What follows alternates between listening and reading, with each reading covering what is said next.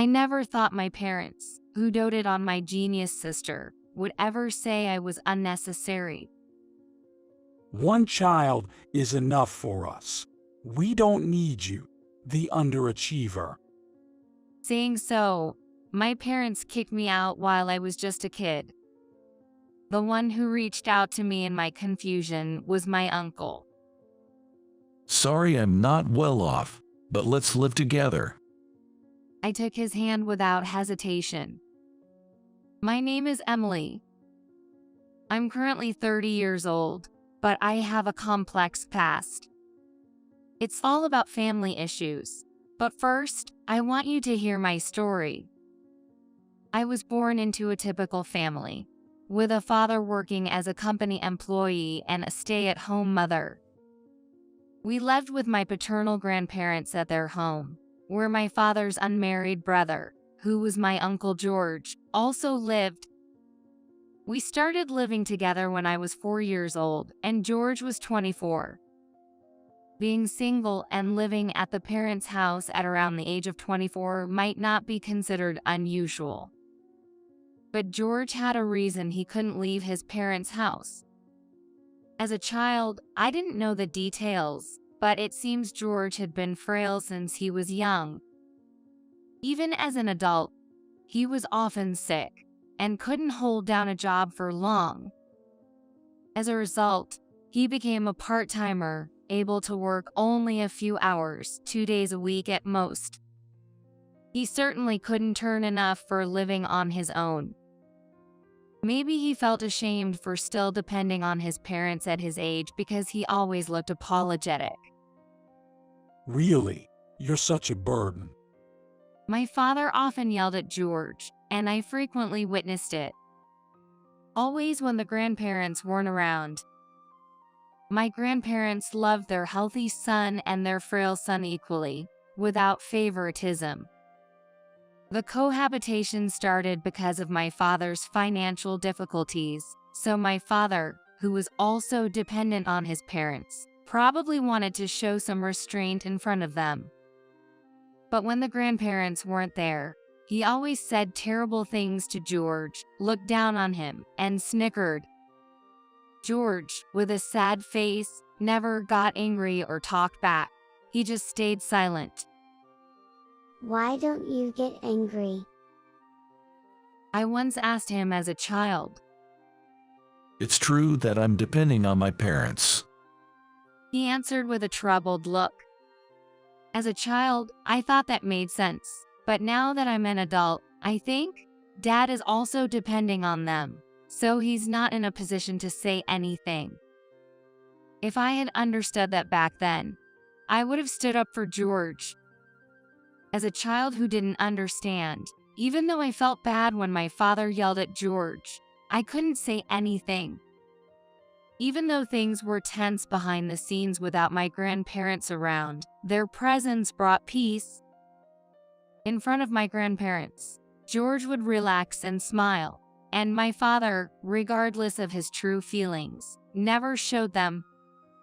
My mother was too busy caring for me and my sister Lucy, who was 2 years younger, to pay much attention to the relationship between my father and uncle. As a kid, I thought this routine would last forever. But then, everything changed abruptly. My grandparents died in an accident when I was 6 years old. Their passing left me incredibly sad and lonely.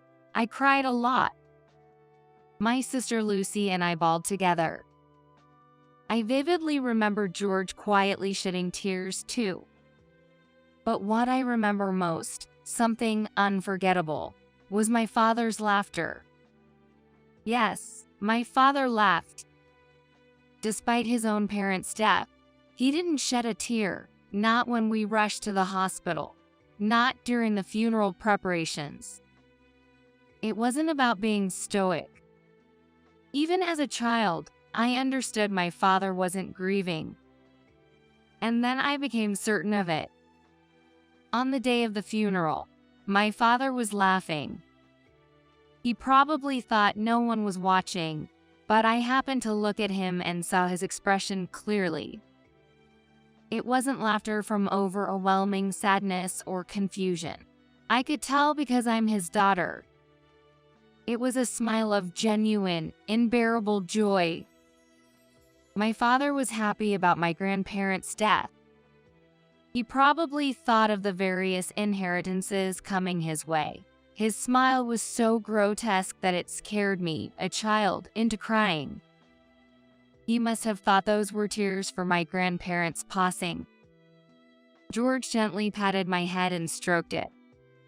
Looking up, I saw his eyes, red from crying but filled with a kind light, looking down at me. How could Dad and George, real brothers, react so differently to their parents' passing? It was a moment my unease towards my dad grew. Then, my father's behavior towards George drastically changed. First, my father's attitude towards George became noticeably hostile.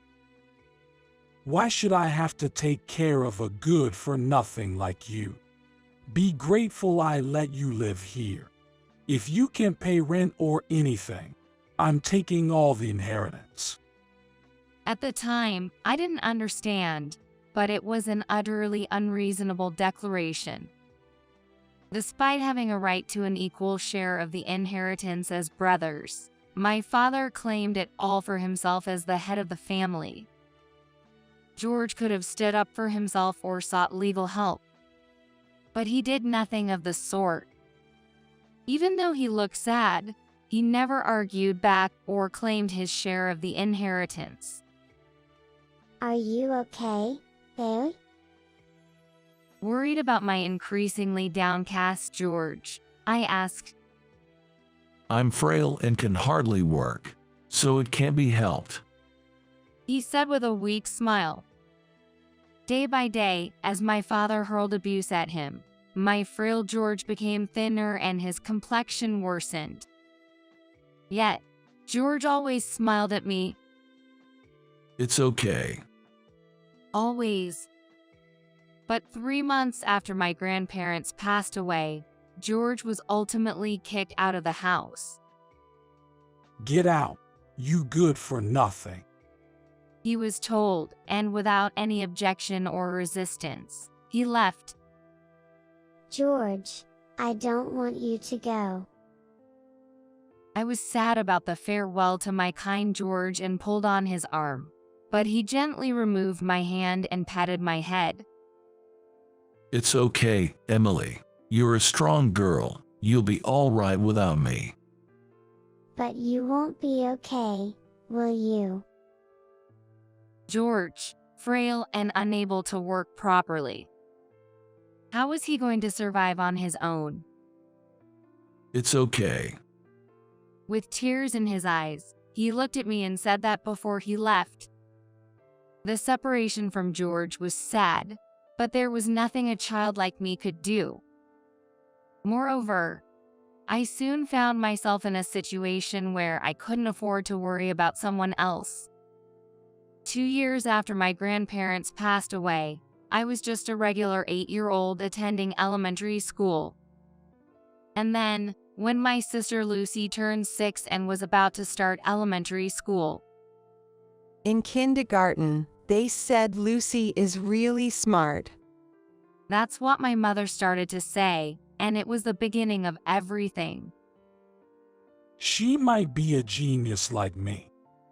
My father was over the moon, and he impulsively decided to have her take an IQ test. And the result was astonishing. IQ 150. Definitely got my genes. Turns out, she scored an impressive IQ of 150. I didn't fully grasp it, but I understood my sister must be something special. Wow, Lucy, that's amazing. Thanks, Emily. Not really getting it, I praised her, and she beamed with joy. Those were the good days. Until then, everything was fine. But then it all went downhill. All right, let's get her into a good school. my father declared, ready to act on his spur-of-the-moment decision. Starting now. Even my mother was surprised, but was swept up by father's inexplicable confidence. She's a genius. She'll be fine. And with that, my mother got on board too. Then, my sister started going to tutoring every day. Since it's my mother who's accompanying my sister, naturally, household chores tend to get neglected. Then my father brought it up. Hey, since your mom and Lucy are busy, take care of the house yourself. He said that to me. And that's how laundry and cleaning fell to me. After school, hanging out with friends wasn't an option. I had to head straight home to do chores, or I'd get yelled at by my parents.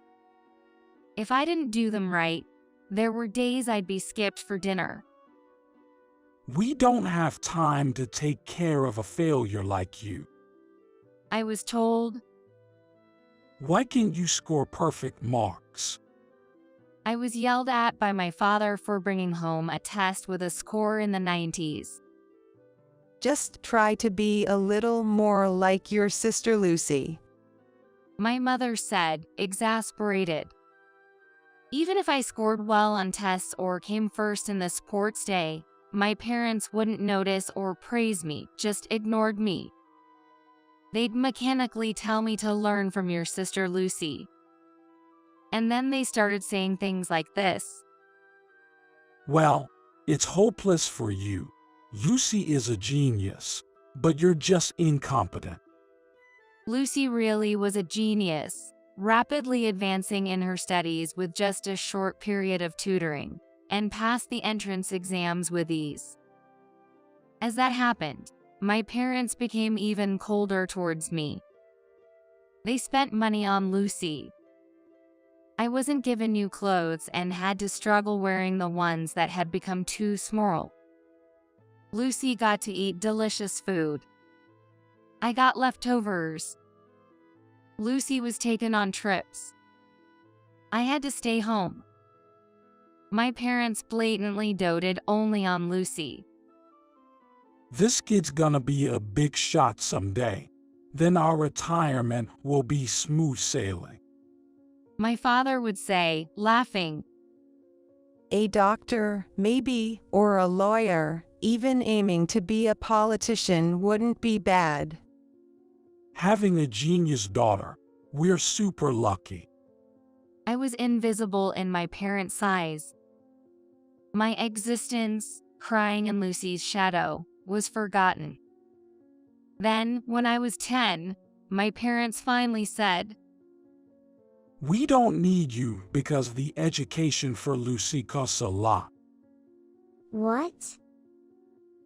Confused by what that meant, my father said, We're saying one child, Lucy, is enough.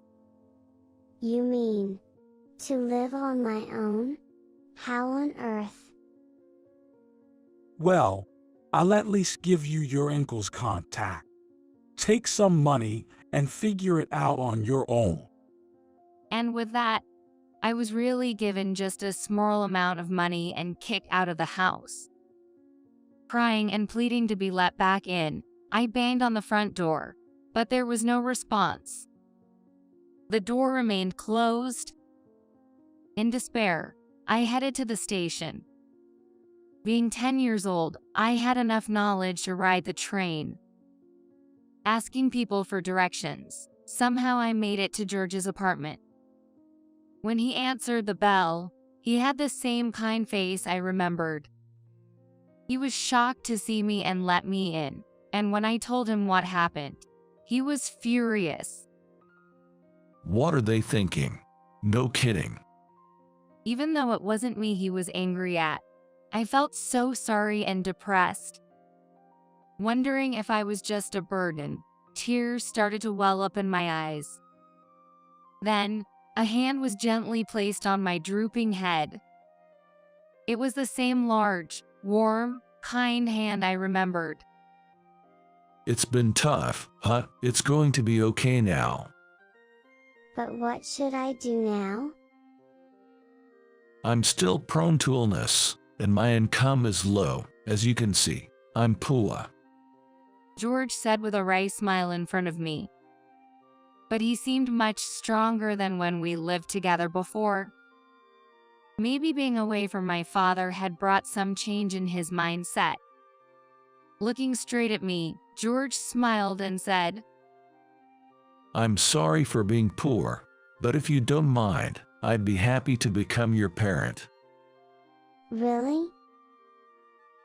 More like a foster dad in this case, I guess. I might not be much, but... Before he could finish, I threw myself into his big chest. It was similar to my dad's, yet entirely different. George's embrace was incredibly comforting. It's going to be okay now. As I cried with relief, George gently stroked my back. It felt like having a real parent who poured love into me. From then on, I was raised by George. Sure, he was poor and still prone to sickness, and life was tough at times. But even in poverty, our home was filled with smiles. I had almost forgotten how to smile when I was with my parents, but living with George, I began to smile a lot. A poor yet happy family. That's what we were. George gave me so much love. Wanting to repay his kindness, I did my best in everything. When I worked hard, George praised me. Even if the outcomes were poor, he praised the effort. That made me even more determined to do my best. The presence of my parents, who never praised me, eventually faded from my memory. Growing up under George's care, 20 years flew by in no time. Now, I am 30 years old. And now, the familiar faces stand in front of me. Mom, Dad. It's been a while, Emily. Have you been living well? The one smiling is my father, whom I pushed to the far corners of my memory. He's aged considerably, with hardly any hair left. My gaze towards him is icy. It's only natural, thinking, what do you want now? Well, let's put the past behind us and get along as a family from now on. Despite my icy gaze, my father said this without flinching. What? Naturally, this was my response. What? Get along as a family. Don't joke with me. You really are a failure. Always had a bad mouth. No help for it. I'll start re-educating you from now. No, thank you. Please leave. I push back my father as he tries to enter the apartment. And then my mother joined in. Emily, don't be stubborn. Rely on us. Living in such a run-down apartment, you mustn't be leading a decent life. It's none of your business. Please leave. Don't be stubborn. Just let us in. No, leave. Let us in. Go away. What's with them? If my memory serves right, they are in their mid-50s. Their strength should be waning, yet they are unexpectedly forceful. No, it makes sense. 2 against 1. I'm obviously going to be overpowered. It reminds me of those days playing foot wrestling as a kid. As I was musing, my father's foot reached the entrance. Heave-ho! I pushed back with all my might, like a foot wrestler. Whoa. Oh my gosh. Caught off guard, both of them fell to the ground. Accordingly, I ended up looking down on them. You're so annoying. What? I'm busy. Can't you just go home? What kind of way is that to speak? What do you think of your parents? The moment you abandoned me, I never thought of you as my parents. But we raised you till you were 10. Till I was 10, huh? The only decent upbringing I had was when my grandparents were still alive. But you were still able to live, weren't you? That's no reason for you to act whole high and mighty. As my parents stood up, rubbing their backs, they seemed to have shrunk in size. Even though they're just in their 50s, they looked aged beyond, almost like they were in their 70s. You said it yourself, didn't you? One child, Lucy, was enough. With a genius sister like that, there's no need for you to come see me. That's not the case anymore. My words twisted my father's face into a bitter grimace. Did something happen to Lucy? Did she become jobless? She became a lawyer. Well, that's great. Impressive, really. IQ 150 and all. And then she disappeared. Impressive indeed. As the story goes, Lucy smoothly entered law school, took the bar exam after graduate school. She didn't pass on her first try but eventually succeeded. It's a bit beyond me, but she completed her training and officially became a lawyer, or so they say. And yet, she vanished. She said, "I won't take care of you two," and left. Well, so you were abandoned. Congratulations. Not congratulatory at all. That ungrateful girl, repaying our upbringing with betrayal. Well, there was no love, was there? My parents thought they were doting on my sister, but from her perspective, it probably just felt suffocating. Parents who changed completely based on an IQ number. Parents who placed excessive expectations. Parents who disguised their desires as love, pushing them onto her. No wonder Lucy got fed up. My company went bankrupt. Tough economy, huh? There's hardly any severance pay, and the unemployment benefits are about to run out. Good for you? Not good at all. But it's too late to start over at a new company now. Too hard, huh? I couldn't help but laugh at the lack of enthusiasm. So, you need to take care of us. The laughter dies instantly. No, I don't. What? You're going to abandon your parents. The only parent I have is George, who has been taking care of me since I was 10. What? My father looks bewildered by my words. Coming to this apartment means you knew I was living with George, right?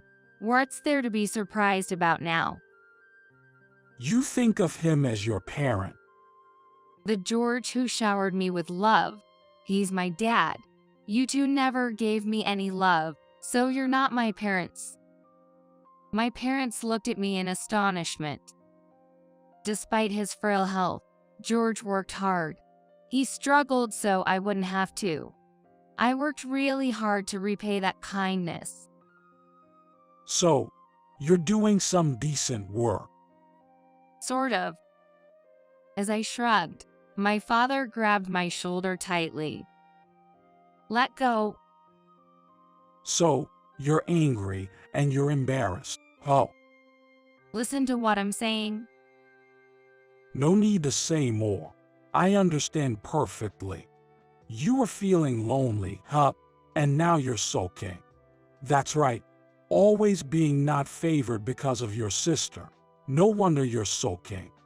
But now that you're with us, you're all happy and bashful. So, you're emotionally closed off. Don't make things up. Relax. From now on, we'll be together as a family. I couldn't make sense of it. Is my father already suffering from dementia? I stared blankly at my parents for a moment, gradually finding their foolish faces amusing. What are you laughing at? Happy, aren't you? No way. Just so you know, I haven't thought about you guys once in these past 10 years. Thanks to George, I've been living very fulfilling days. My parents were shocked by my sudden laughter, but I continued. I went to university through a scholarship program.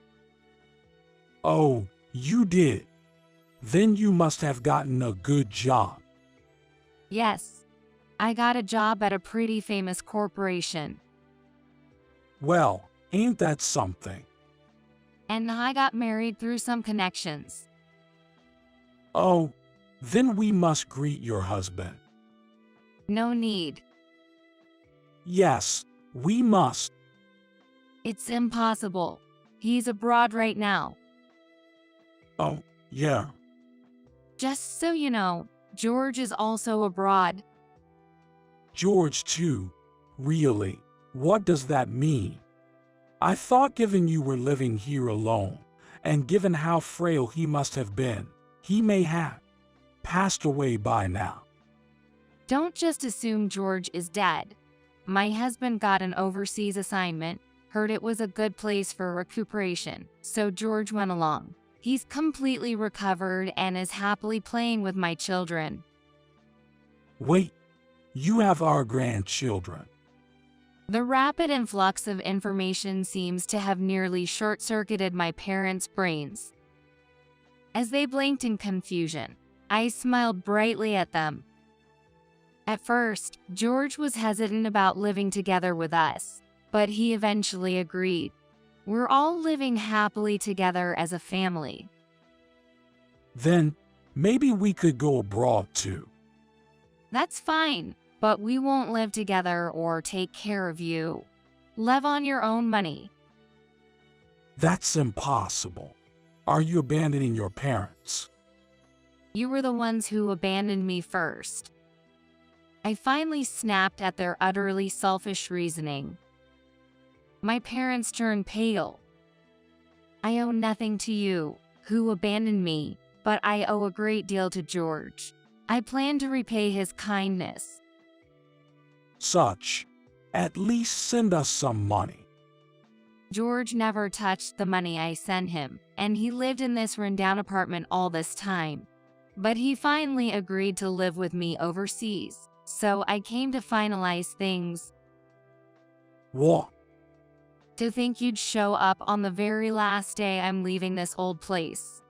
What a coincidence. Huh, so you're leaving? I've finished the paperwork, and I'm just about to return the keys. Then I'm heading back to my home overseas. What about us? Are you abandoning your parents? After my mother turned pale and asked, I nodded emphatically. Thank you for abandoning me. Saying so with a smile left them speechless. Really, thank you. Because of that, I'm truly happy now. With that, I walked past them. How does it feel, you who abandoned your daughter, to be abandoned by both your daughters? I asked one last question, but no reply came. I didn't wait for their answer and left, thinking this would be the real farewell with my biological parents. Afterwards, I returned to my home overseas. The effort I put in while living with George paid off. I managed to secure a job at a good company. Then, with an overseas assignment, I met a man and got married. George cried and blessed the marriage. And with the birth of our children and George joining us, I'm now living happily with my husband, my children, and my Uncle George. And I wish I could find a wonderful man like your husband soon. My sister Lucy says, laughing beside me as we watch the children play in the garden. Well, now that you're free from our parents' grip, I'm sure you'll find someone. I need to get used to work first. Why don't you try for a liar's license here? I think I'll pass on being a lawyer. I've had enough of following our parents' orders. I want to pursue a career I'm passionate about. That makes sense. Right after I was abandoned by our parents and left home, Lucy sent a letter to George. It contained complaints about our parents' twisted love and the pressure she was under. She wanted to come live with George too, but his financial situation couldn't support both of us. And most importantly, our parents wouldn't allow it. So, for the time being, we've arranged for her to live at our parents' home where she can get by, and we're making plans for her to move out once she's an adult. It was tough for her, but my sister managed to overcome the trials and gain her freedom. She left home taking advantage of the moment our parents were happy about her becoming a lawyer. Of course, I helped her with that. She secured a job here but is struggling with the language and adapting to new things. But I'm sure she'll be fine. My sister Lucy, she just kept on living under our parents' roof. I tell you, I've never known anyone as patient and hardworking as her. She'll surely adapt here soon. I'm more worried about George. George is going to language school, I mentioned, and Lucy nodded happily. Sounds good. It's never too late to start something new. He seems to be in much better health now, so we need to make sure he enjoys life from here on out. Indeed. Our parents, who had taken everything from George, including his inheritance, got carried away with their spending and quickly ran out of money. They desperately tried to invest in their daughters, but now they've hit unemployment. They went ahead and sold the house to make some money, but it turns out they had some kind of renovation loan or something tied to the house, so they were left with very little in hand. Our relatives have apparently been hit up for money, but everyone has coldly turned them away, forcing them into a life of poverty. A relative shared with a wry smile that the constant quarreling between them is unbearable. Looking down on siblings or discriminating against one child over another is just unthinkable. Indeed. Lucy nodded to my words. I'll always protect you, Lucy, no matter what. I've already been protected enough by you. Thank you, Emily. When I was moved by my sister's grown-up words. What are you protecting? A hand was placed on my head. It seemed to have more wrinkles and felt smaller, but as warm as ever, making me squint as I turned around. Thank you. Huh?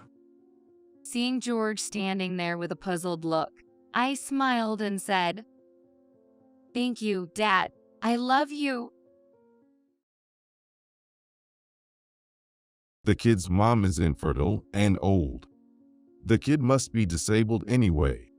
I ran into my ex-husband by chance, 4 years after our divorce. He was walking in front of the station, arm in arm, with a young woman. I never wanted to see him again, but it couldn't be helped. There I was, unable to run away, holding my 3-year-old son's hand. Is that kid mine? I told you not to have it. It's none of your business anymore, is it? Sure. I have no intention of acknowledging him. Just don't bother me. He's just the worst kind of man. Deep down, I'm so glad I left him. But the woman next to my ex has been acting strange this whole time.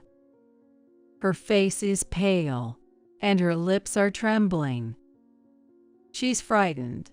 Is that your child? She muttered. Who could have imagined the turmoil my son and I were about to be drawn into? My name is Natalie, a 46-year-old office worker. Now, it's just me and my 3-year-old son Max living together. He was born when I was 43, through a pregnancy at an advanced stage, but he's growing up healthy and strong, which makes me incredibly happy. I often think to myself how glad I am to have had him. When the biological father found out I was pregnant, he told me to get an abortion. Those were truly tough and painful days. I was reminiscing about those hellish days. After graduating from college, I got a job at a company and worked as the CEO's secretary. I hate to toot my own horn, but I was good at being considerate, and the CEO valued me highly. During that time, I met the CEO's son, Ethan. I caught Ethan's eye. Natalie, it was love at first sight. Please marry me. Ethan, raised in a privileged environment, had his unreliable moments, but that only tickled my maternal instincts, and I agreed to marry him. Since I was already favored by Ethan's father, the CEO, he quickly approved of our marriage. Marrying a reliable person like Natalie will surely settle Ethan down. I'm really glad. Natalie, please take care of him. Thank you. I'm happy to hear you say that. Ethan wanted me to support him at home, so I quit my job and became a full-time homemaker. I'm the eldest son, so I plan to take over my father's company in the future. Please support me. Understood. I'll support you with all I've got. My in-laws were very kind, and we had a harmonious relationship, so I started living with them right after getting married. However, my mill was frail and needed care, which was unfortunate. My Phil was very kind to her, always speaking to her gently, and we wanted to be a couple like them. But that dream was not to be. My Phil was a very wealthy man, and we had an elderly live-in helper named Grace. Grace and I took care of my mill and the household chores. Grace was a good person, and we lived together, helping each other out like a real family. Natalie, thank you always. I only had a son, so having you feels like having a real daughter, and it makes me happy. Thank you. I lost my parents early, so being treated kindly by you and my in-laws makes me feel grateful to be part of this family. My parents died early in an accident, so I was raised by my grandparents. My grandparents passed away as if they were waiting for me to find a job, so I was truly grateful to have met my in-laws.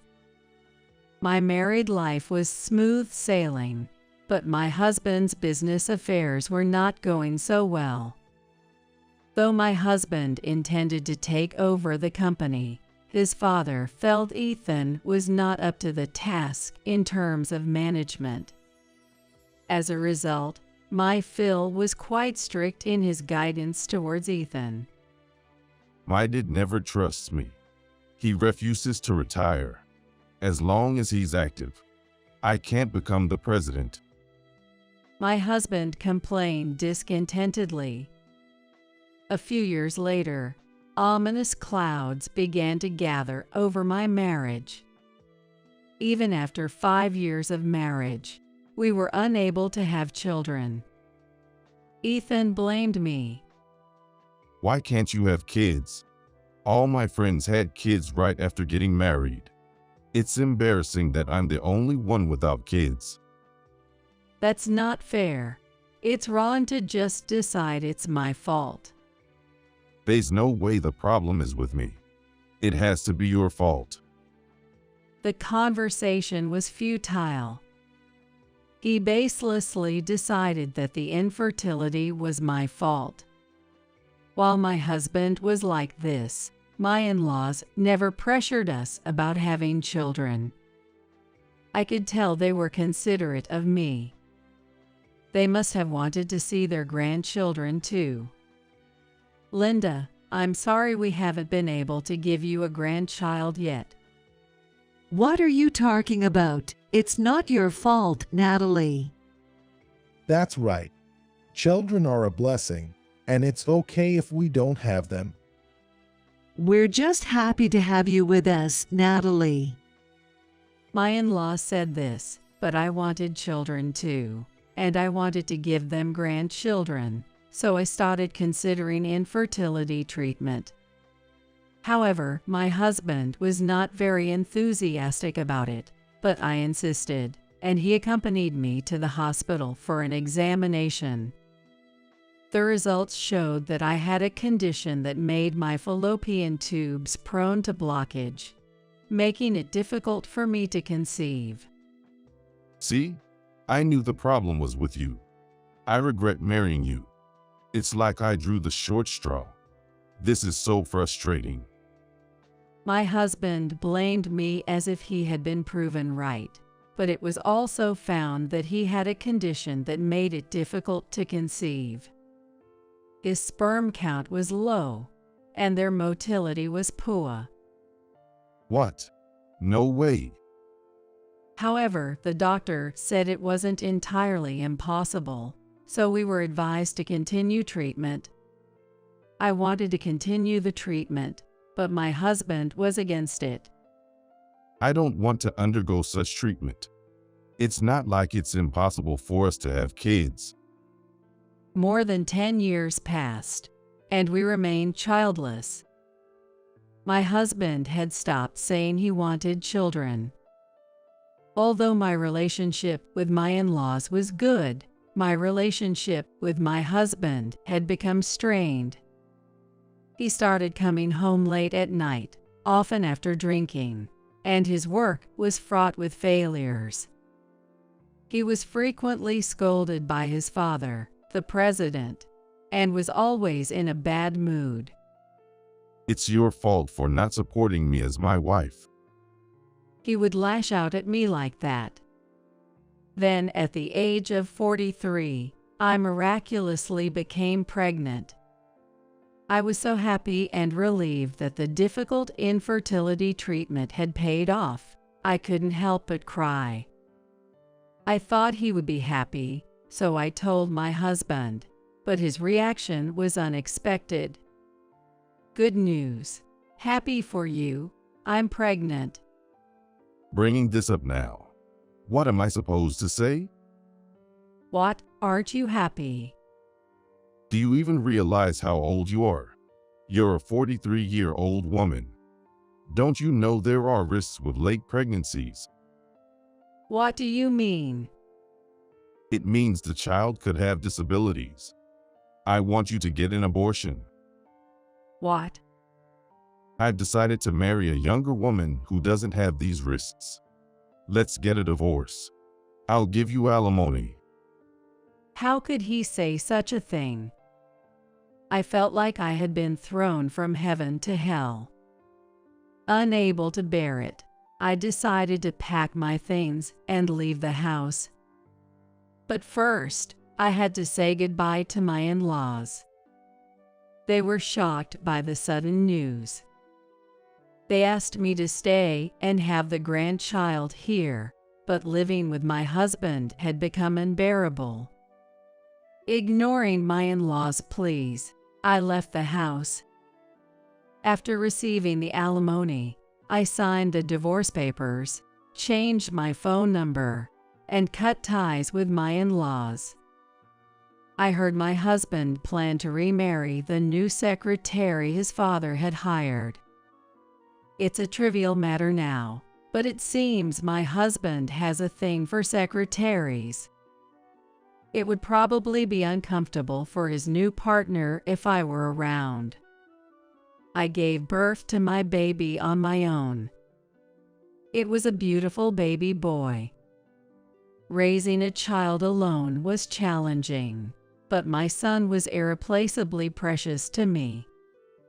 One day, when my son was 3 years old, I unexpectedly ran into my ex-husband in front of the station. Isn't that Natalie? Hearing a familiar voice, I had a bad feeling. I gripped my son Max's hand tightly. Seeing Max, my ex laughed and said, Given the IVF and your age, the kids probably got problems, huh? My ex was walking arm in arm with a young woman. Could she be his new wife? I never wanted to see him again, but it couldn't be helped. There I was, unable to run away, holding my 3-year-old son's hand. Is that kid mine? I told you not to have him. It's none of your business anymore, is it? Sure. I have no intention of acknowledging him. Just don't bother me. He was an awful man, and deep down, I'm so glad I left him. But the woman next to my ex had been acting strange the whole time. Her face pale, her lips trembling. She's frightened. Is that your child? She muttered. She was whispering something into my ex-husband's ear. I couldn't hear well because her voice was so low, but I faintly caught the words, "Your father's estate is." Huh? Ethan widened his eyes like saucers and stared intently at my son. Then he glared at me and yelled, You're a stranger to me now. Don't you dare come near my family's home, ever. And with that, the two of them ran off as if they were fleeing from me. What in the world was it about? I couldn't make heads or tails of it. But being told to stay away made me think there must be some secret at my in-laws' place. Curious about my ex and that woman's reactions, I found myself heading to my in-laws' home for the first time in 4 years. The helper, Grace, greeted me with tears in her eyes, saying, "It's been so long, madam. I'm so glad to see you." My Mill had passed away 2 years ago, and my Phil was bedridden due to illness. Seeing me, my Phil was overjoyed despite his frail condition. But he looked haggard and pale and sick. You've come at last, Natalie. I've been looking for you everywhere. David, it's been a while.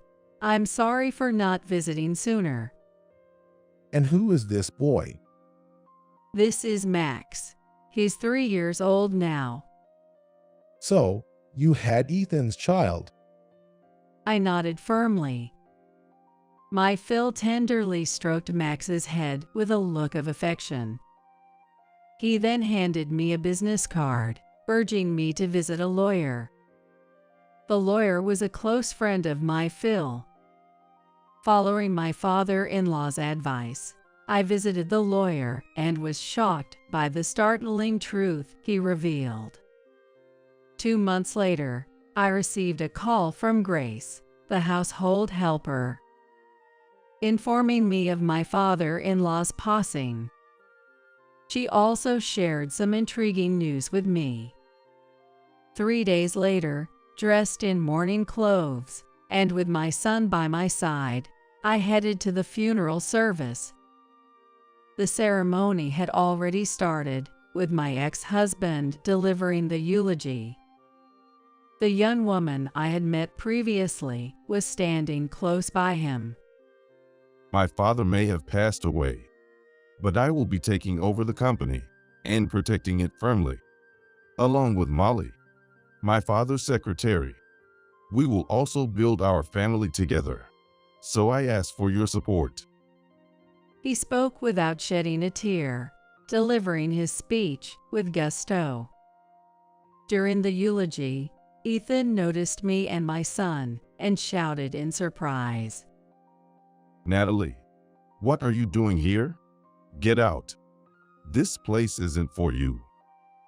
Ethan ordered his employee to drag me out of the funeral hall.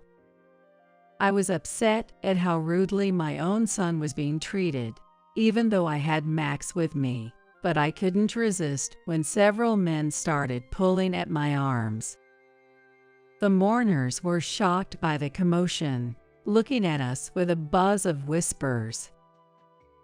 Please, everyone, be quiet. The person who stopped the commotion. It was a lawyer who had been of service to my Phil for many years. There is a will that the late president asked to be announced at his funeral. Stop it. There's no need to say it. I, his only son, will inherit everything. Ethan tried to stop him, but the lawyer ignored him and began reading the will. The contents were shocking. The company was to be left to the vice president, who had worked hand in hand with the president to grow the company. As for his son Ethan, lacking in managerial talent, he was advised to work under the vice president. His estate was to be left entirely to the child born to his ex-wife, me, if there was one, appointing me as the guardian. I was not surprised, as the lawyer had informed me of everything in advance, but the mourners were in an uproar. Ethan's fiancée bit her lip, her eyes darting around in confusion. She was working as a secretary to my Phil, so it seems that she knew the contents of the will by some means. So when she first saw Max, she was shocked because she thought Max would take away the inheritance. What about my position then? People going to jail don't have a position to worry about. What? What are you talking about? I know why your dad suddenly fell ill. Ethan looked at me, his face turning pale, glaring at me as if he saw a demon. In fact, I had heard from the helper, Grace. She saw Ethan and his fiancée Molly putting flowers in my father-in-law's food. Grace found it suspicious and secretly took photos with her cell phone. I got those photos from Grace, and after researching online, discovered that the flower is highly toxic. It's a common flower, but both its stem and root are poisonous, and even drinking water from a vase with this flower can be lethal. That's a lie. You made this up. There's photographic evidence and a witness, so there's no escaping it. Ethan, cornered, was desperately thinking of a way out. Then he began to shout. It's not my fault. It was Molly. She instigated everything. He tried to shift the blame onto his fiancée Molly. Molly panicked. You were the one who said we couldn't become the president until your father was gone and asked for my cooperation. You said you overheard Dad and the lawyer discussing leaving the estate to Natalie's son, which is why I felt I had no choice but to do what I did to Dad. It's your fault. How dare you blame me? You were the one who brought the poisonous flowers, not me. Both of them ended up confessing everything. They effectively admitted their guilt in front of all the mourners. Ethan, in a complete about face, began apologizing to me. Natalie, I'm so sorry. Please, tell everyone this was all a lie. My life is over if the police get involved. I beg you. It's too late for that. I've already submitted the evidence to the police. They should be arriving any minute now. Leaving behind a wailing Molly and a stunned ex-husband, I left the scene. I heard the sound of a police car approaching. I didn't want Max to witness any more of his father's disgrace. Subsequently, my husband and Molly were taken away by the police. The crime of taking his father's life is serious, and he has no remorse, so it will take him many years to get out of the fence. With the inheritance left by my Phil, I bought a house in the suburbs where I now live with my son. Having witnessed my ex-husband blinded by greed to the extent of harming his own father, I am committed to living a modest life to ensure we don't fall into similar pitfalls. I continue to work as before, pouring love into raising my son. Just seeing my son grow up healthy and happy fills me with contentment, a sentiment that defines my current state of happiness. Don't you dare have a child with another man, you cheater. You no good woman. My husband's face turned red as he spat out these insults at me. We're getting a divorce right now. Both of you, get out of this house. His loud and aggressive voice made me close my eyes in disgust. There had been some misunderstandings between us and his family, but I never expected him to lash out so vilely. Moreover, his accusations were unfounded. There was no way I would cheat. The reason for this situation was the result of our daughter's blood test. Both my husband and I have blood type O, so our child should also have blood type O, but surprisingly, our daughter's blood type came back as type A. As soon as he heard this, my husband's face turned pale, convinced I had cheated, and he blamed me entirely. I would never cheat, but this is puzzling, and I want to investigate. Let's do a DNA test. When I calmly suggested this, my husband looked down on me with a sneer. Yo, go ahead. It'll just prove your infidelity anyway. Just go ahead and hang yourself.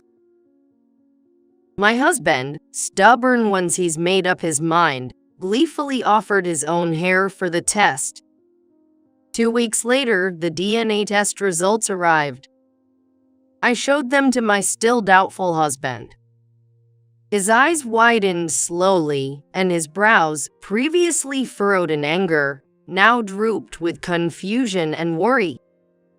This can't be. What's going on? Looking him straight in the eye, I said calmly, I don't know, but you wanted a divorce, so let's proceed with that. And we should tell your parents about this. They'll understand the truth. My name is Michelle. I'm 28 years old. I work for a company that deals in household goods in the HR department. I met my husband, Kevin, at a gathering through mutual friends. He works in a family-owned tech business with his parents. I decided to marry him because his easygoing nature was a soothing contrast to my structured corporate life. We got along well, but dealing with my in-laws was a constant source of stress. Because my in-laws think that a woman should join her husband's family after marriage, though I want to continue my job even after marrying, our views clash, leading to me receiving snide remarks every time we meet. Are you still working? It's disgraceful for a woman to be gallivanting about. Quit your job and help out at home. My mill often called me just to say such things. Dodging her was one thing, but it was quite stressful to spend my precious days off with her. I love my job, and recently I've been involved in hiring new talent. I look forward to building my career. Additionally, the relationships at my company are good, and although there are challenges at work, I never have unpleasant experiences. It's not just about the money. I want to continue working. You should speak up, too. When my mill turned her attention to my husband, he seemed evasive, but he respected my wishes. If she wants to keep her current job, that's fine, isn't it? Dad's still healthy, and I'm not going to take over right away. Let us have our own family life the way we want it. Hearing this, my mill narrowed her eyes in irritation and clicked her tongue. You've become quite the back talker, haven't you? Living together is obviously the best choice. Honestly, I wonder what your wife has been telling you. To such a mother, my husband responded with a sigh of exasperation. Seriously, even if she helps out, it's not like our sales are going to skyrocket overnight. Having her work would increase our income, and that would be more helpful. While listening to this, it would be a lie to say that thoughts like, "Is it all about the money?" or "I wish for more affectionate words" didn't cross my mind. But I appreciate the fact that he was protecting the lifestyle I desire. I decided to turn a blind eye to the emotional aspect and be thankful to my husband. However, if such exchanges continue for months, half a year, and then a year, I can't stay the same. My mill, without giving up, keeps insisting on living together and retiring. It seems she really has a strong attachment to this idea and is not willing to compromise at all. Frustration must have boiled over because she exclaimed, "You're crazy for being so obsessed with going out to work. What are you after? A man? Yes, that must be it. You're neglecting your husband for a man at work, aren't you? How disgusting. That's just filthy," she ranted, letting her imagination run wild and working herself into a hysterical state. Calming her down was tough, and it took effort to placate her with tea and snacks. Of course, my husband never believed her fantasies. But he seemed to grow wary of my mill's constant nagging and tantrums, and he no longer stood up for me as he used to. Look, if it's going to upset Mom this much, shouldn't we just give in? You must be stressed out with her raging all the time, Michelle. Eventually, I'll take over the business anyway, and it might be quicker to just quit your job and live with my parents. Kevin murmured this while looking down at the dining table. After finishing, he held his head in his hands and sighed deeply. I can understand how he feels caught in the middle and tormented between his mother and me. However, I was shocked to lose the support of someone who used to stand by me. Why? Why would you say that too? I stopped washing dishes and appealed to him in a tearful voice. Why, you ask? You see how my mother is. I'm tired of being constantly attacked by her just for continuing our current life. And you must be tired of it too, right? We've been dealing with the same thing for over a year now. Do you still want to keep working despite that? Indeed, I had reached my limit with the escalating sarcasm and verbal abuse from my mill. But my job is an important part of my life. I really don't want to let it go.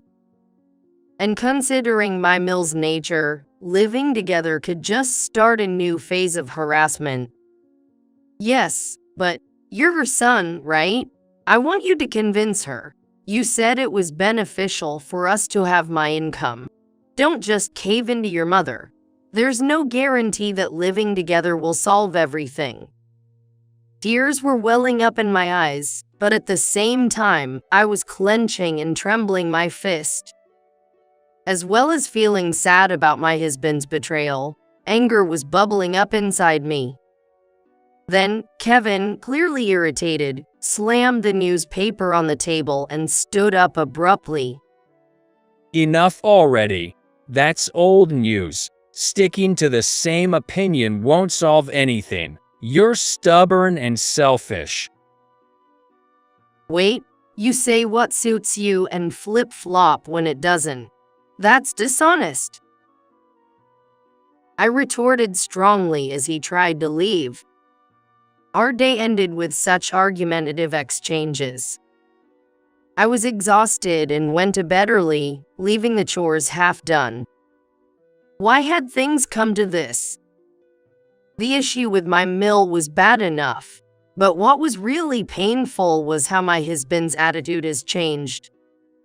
If he drifted away, I would be completely alone and unsupported. Feeling utterly alone with no one to support me, I had to stand firm in my beliefs, which was an incredibly daunting experience. Our relationship had been strained since that fight, but a few weeks later, I found out I was pregnant. After feeling unwell for days and being urged by colleagues to see a doctor, I discovered I was 2 months pregnant. Kevin was happy about the news. He then became more attentive to my health.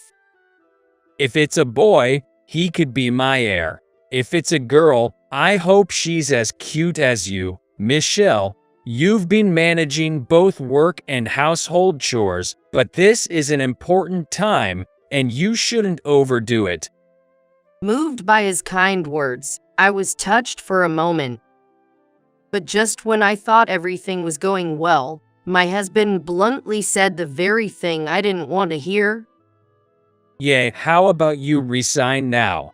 Work might be too much during pregnancy, and this is a good chance. If we live with my parents, my mom will take care of everything so you can relax. I felt my head heat up with anger at his words. Had he forgotten all our discussions and arguments? How could he say such a thing with a smile? Don't be absurd. This is not a good opportunity. It's like you're using the baby to force me into compliance. We didn't have a child for that reason, did we? I'm not quitting my job. As I ranted, Kevin looked troubled. Calm down. Why are you so angry? It's common for women to quit after getting pregnant. It's common, but my company has maternity and parental leave policies. I plan to take maternity leave, then return to work. If I quit now, we'll lose the income during the leave. Kevin listened to my persuasion absently at first, but he suddenly became attentive towards the end. It seemed like the financial aspect caught his interest.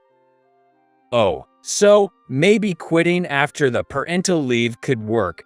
Let's just take the leave for now and decide later. He said that in a vague and non-committal tone, then he looked away from me. Looking at my husband turning on the TV with an indifferent face, I couldn't help but sigh. I hadn't realized before we married, but I never thought he could be so opportunistic and materialistic. I must be stronger going forward. A few months later, I went back to my parents' house for childbirth. I wanted to avoid any interaction with my in-laws and mill around the time of the birth. My parents were very worried when I told them about my mill and husband, and they were even angrier at my husband than I was.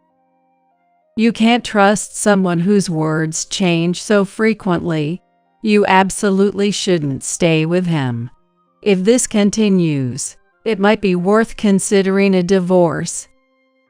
My mother must have been really upset about my husband, for she spoke in a low voice while forcefully handling the knife she was using to cook. Even I, who had actually had a big argument with him, felt overwhelmed by her intensity. Thank you, but he's not a bad person as long as his mom and family don't interfere. Life will change once the baby is born, so I want to wait and see how things go. I said this, and my mother sighed worriedly. You're patient, which is good, but you tend to bottle things up. If it gets too much, you must tell us immediately, okay? Yes, I understand. I felt my mother's strong love as I said this, and months later, I gave birth to a healthy baby girl. We named our daughter Miriam. I continued to live at my parents' home, preferring it instead of being near my in-laws. And after a year, when I found a daycare, I returned home and resumed working. During my stay at my parents' home, my husband visited occasionally to see our daughter, but we never discussed living together with his parents or resigning from work again. Rather, both of us avoided the topic. My mother never showed her anger in front of me but pressed him indirectly. Now that the family is growing with the birth of the child, please support Michelle and the child properly.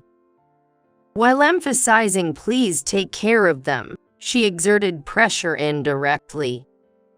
Upon returning to the house where I lived with my husband, I found that neither he nor my Mill had changed, and Mill would barge into our home to see her grandchild and berate me, saying, "Enough is enough. How can a woman who has given birth not live with her husband's family and still keep working? There's a limit to being stubborn." As for my husband, he would just make non-committal remarks like, "Well, parenting has its ups and downs. It will all work out eventually," brushing everything off with casual comments. And just like that, 2 years flew by. My daughter's growth was remarkable. She could then walk around freely and has even started to talk a bit. I continued working part-time while sending my child to daycare, without living with my in-laws. My husband seemed too accustomed to both his mother's tirades and my arguments, merely watching TV impassively during our disputes. I no longer had any expectations of him. I hoped that someday, with my own strength, I would be able to convince them, and I was waiting for the right moment to do so. One day, my daughter Miriam fell ill. She developed red rashes all over her body and cried uncomfortably, whether in pain or itchiness. Realizing the seriousness, I took emergency leave from work and rushed her to the hospital. They suggested a blood test just to be cautious, so I requested the necessary tests. When asked about her blood type, I said we didn't know, so they included it in the tests. I thought it was unnecessary, but the doctor recommended it as a precaution, so I reluctantly agreed. The diagnosis revealed that the rash was atopic dermatitis, and specific medication was prescribed. It was good to understand the inflammation and how to treat it, but the issue was the blood type revealed by the test. My husband and I are both type O, and logically our child should also be type O. I was reluctant about the blood type test because I thought it was unnecessary, given what we already knew. Yet, what could this result mean? Feeling an indescribable chill, I returned home. I then calmly called my husband to discuss our daughter's atopic dermatitis and showed him the blood type test results. Isn't it strange that we're both type O, but Miriam is type A? I asked him while looking down. He became furious, raised his voice and said, "This means divorce. You must have cheated at work." Shocked by his aggressive manner, I flinched. Wait, this is just a report. There might be a mistake in the test results. No way. Having a child with another man, how? My mother said your obsession with work was because of another man, and she was right. Pretending to be a career woman while messing around with men, what a player. My husband, with his face turning bright red and spitting, hurled insults at me. Overwhelmed by the loudness and violence of his voice, I felt a deep revulsion and instinctively closed my eyes. The harshness of his words and his baseless accusations filled me with disgust and shock. Stop talking like that. I would never cheat. You know I've been going back and forth between work and home every day. Don't you trust your own wife? There's no trust or crap to talk about. The test results here say it all. Kevin yelled, aggressively slapping the paper with the test results. It seemed like we were completely failing to communicate. I had completely misjudged my partner. That was a painful realization to me. I won't raise someone else's child. I don't even want to see the face of a child born by such a worthless woman. Get out of this house, both of you, right now. And since you cheated, expect me to sue for alimony. His shouting filled the house, waking Miriam in the next room, who started crying. As her rash had not yet subsided, I could only imagine how uncomfortable she must be feeling at that time. While I was distressed thinking about my daughter, my husband was forcefully trying to evict us from the house, piling our belongings on us right then and there. In a panic, I grabbed my valuables and the medicine prescribed by the hospital. Then, at the doorway, I confronted my husband one last time. Please listen to me. This is too strange not to investigate.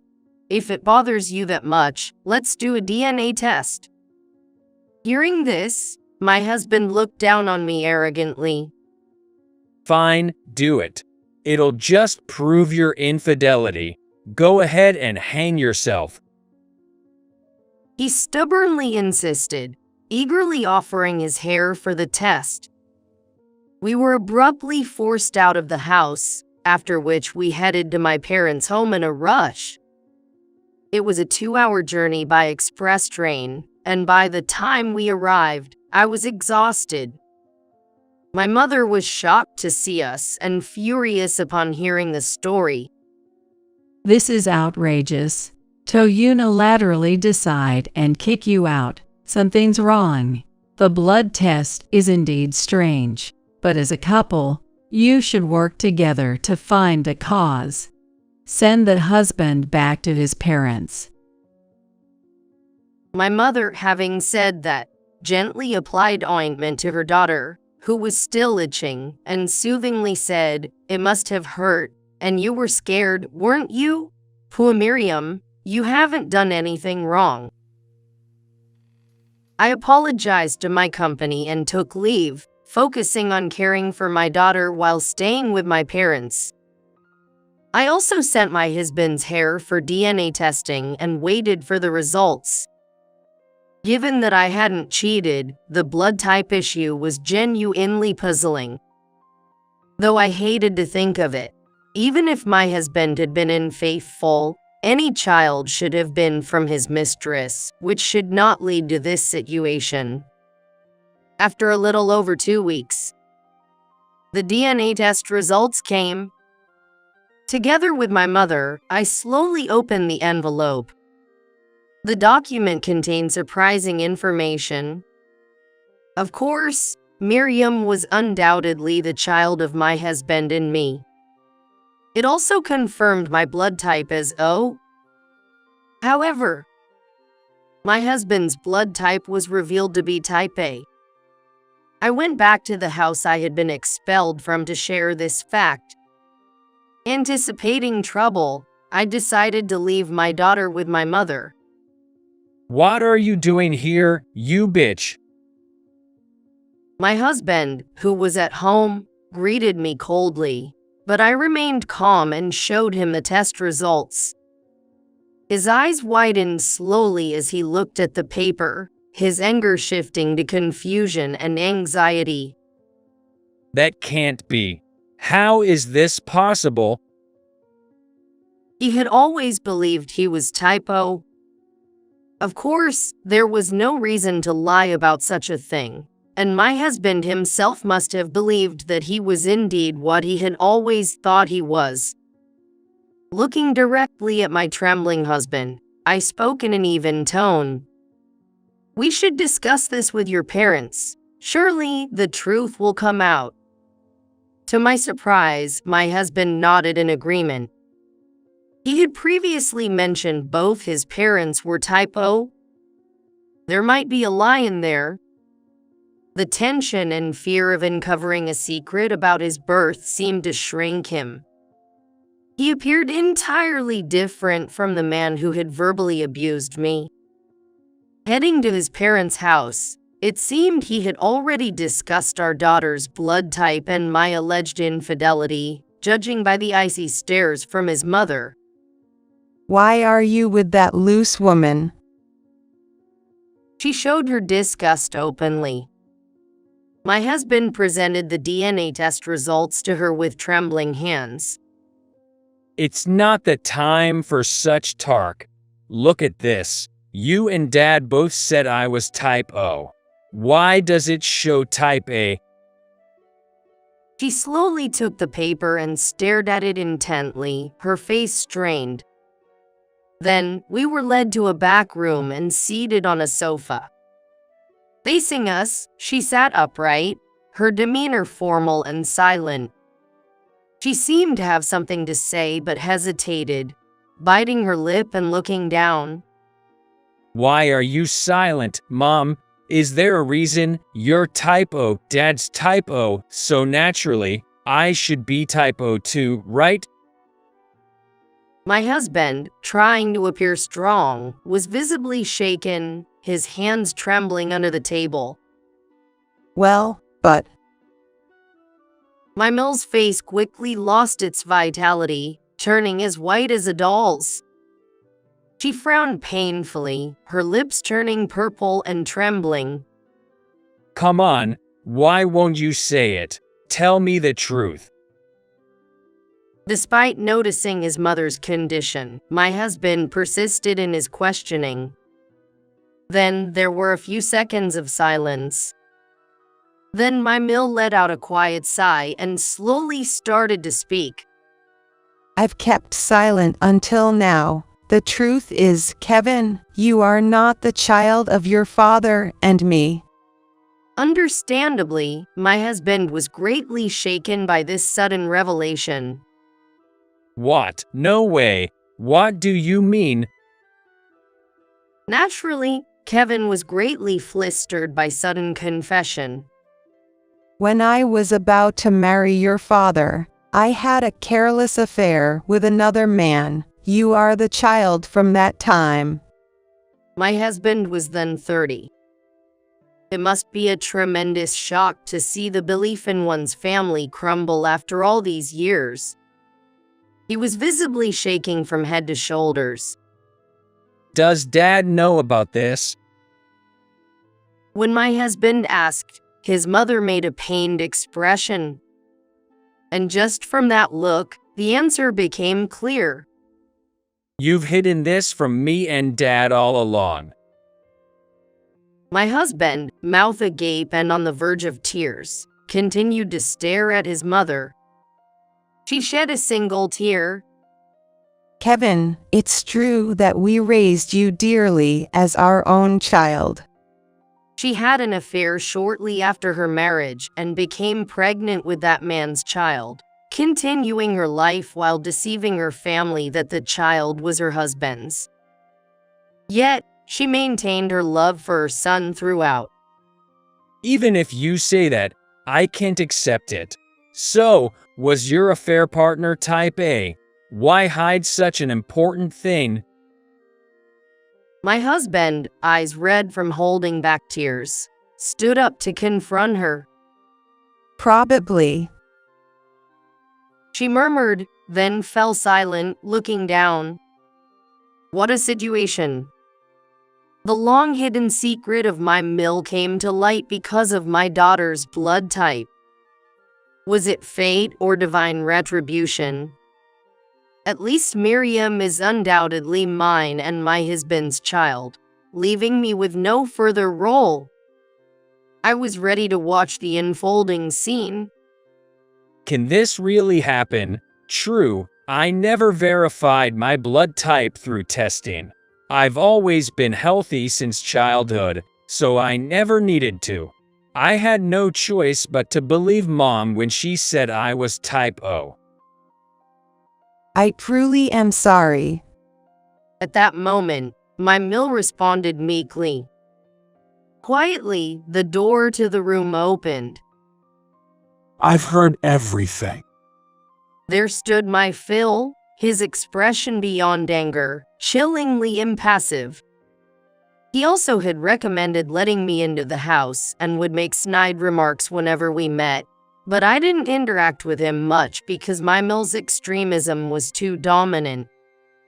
His face, usually concerned about his business's future, now expressed a feeling of betrayal and disappointment towards my Mill's concealed infidelity.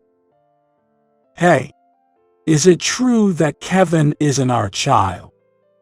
My Phil asked in a low voice. Were you listening? My Mill began to panic, realizing her private conversation had been overheard. While she fumbled for excuses, my Phil found the test results and scrutinized them. You had an affair with another Manuel, and you've been deceiving me all these years. My FIL's mask of forced calmness quickly fell away. His face turned bright red as he shouted at my Mill with a demonic expression. I didn't mean to deceive you. Kevin is our beloved son. Haven't we cherished raising him? Yes, indeed. Deceived by you. I've been raising another man's child for 30 years. With a loud bang, my Phil slammed the test results onto the table. At his fierce demeanor, both my husband and I involuntarily flinched. Unable to withstand his fury, my Mill stood up to retort. What now? It's useless to get angry about it. I haven't been in contact with that man anymore, and it was 30 years ago. It should be statute barred by now, right? No statute of limitations. I never thought you could be such an unfaithful woman. The evidence of your affair is still standing right here. My Phil shouted this while pointing at my husband. Caught in the shocking quarrel between his parents, my husband was speechless. Given this revelation, I will end our marriage. We're getting a divorce. And you, Kevin, if you're not my son, don't ever cross our threshold again. Wait, this can't be real. Amid the ongoing quarrel between my in-laws, my husband was thrown out of the house. Feeling excluded, I also left and ended up discussing divorce with my husband at a nearby diner. I understand you didn't cheat. It was all a misunderstanding. Miriam is definitely our child, so I take back the divorce. We should just go back and live together again. Indeed, typical of my opportunistic husband. It was surprising that he came up with such a convenient proposal at this point. With a sense of disillusionment, I responded in a measured tone. Of course not. The misunderstanding is cleared, but words once said can't be unsaid. The things you said were too harsh, not only towards me, but calling Miriam a child of a worthless woman is unforgivable. I can't stay married to someone who can say such things easily. I'll proceed with the divorce. Wait, don't say that. He tried to stop me, but I gave him a cold smile. Isn't it for the best? You'll be rid of a wife who won't live with your parents or quit her job and doesn't listen to your family. You used to support me, but gradually you just followed your mother's words. I refuse to stay with an unsupportive husband. Let's handle the rest through a lawyer. Goodbye. I quickly stood up, leaving my bewildered husband alone in the bustling diner filled with happy families. Then, I boarded the train to pick up my daughter waiting at my parents' home. He returned to his family home only to be denied entry, as his father had said, and was fired from the family business. Naturally, I received a message stating that the discussion about him being the heir was now void. I ignored the message and immediately started looking for a law firm to proceed with the claim for compensation. Because my husband's actions were considered emotional harassment, I was able to claim $20,000 in compensation. After receiving the certified mail, my husband complained that he had no job and couldn't pay, but I firmly refused to reduce the amount. He had been complacent about eventually taking over the family business and becoming the president without saving any money. I knew well that he had squandered all his earnings, apart from living expenses, on alcohol and gambling. Moreover, we could no longer afford the apartment we lived in. Meanwhile, my ex-Mill, caught for her affair and facing a late-life divorce, managed to contact her past lover and sought refuge with him. My ex-husband got in touch with his mother, and they met up to go together to the home of the man who was his biological father, resulting from the affair. The man, who was the affair partner 30 years ago, was shocked and greatly bewildered when the woman from back then and the unexpected son suddenly showed up at his doorstep. He claimed not to remember such things from so long ago. He denied remembering the past incident, trying to evade the situation. My ex-Mill, catching him, insisted on a DNA test, claiming she would bear the cost. This scene unfolded at his doorstep, discovered by his current wife, leading to a confrontation among the three. The affair from 30 years ago was now exposed, and the biological father's wife, upon learning of his past infidelity, initiated a divorce, causing a commotion in front of my ex-Mill and my ex-husband. Following the argument between my ex-husband and me, there was a fight between my ex-husband's parents, and finally a confrontation between the affair partner of my ex-husband's mother and his wife. One chaotic scene led to another, resulting in a tumultuous situation everywhere. While this was happening, I rented a new apartment close to my parents' home and started living there with my daughter. I never wanted to return to the room I shared with my husband, nor could I rely on my parents' house indefinitely. My mother later encouraged me, saying, "Your husband is strange, and so is his family. It's good that you divorced. From now on, let's take good care of Miriam together." I felt relieved with her occasional assistance. After apologizing and explaining the situation to my company, I requested a transfer to a branch closer to my new home, which was granted due to my good work record. My work performance had been well regarded, so although it was regrettable to leave the main office, my transfer request was accepted, and I was able to return to work successfully.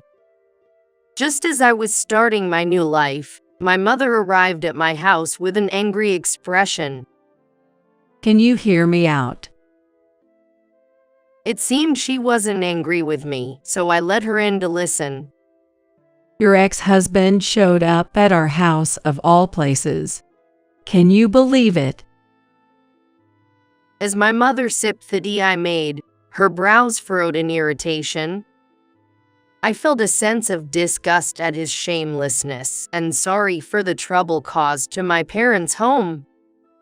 He said he's unemployed and can't pay child support, so he came begging to you for help.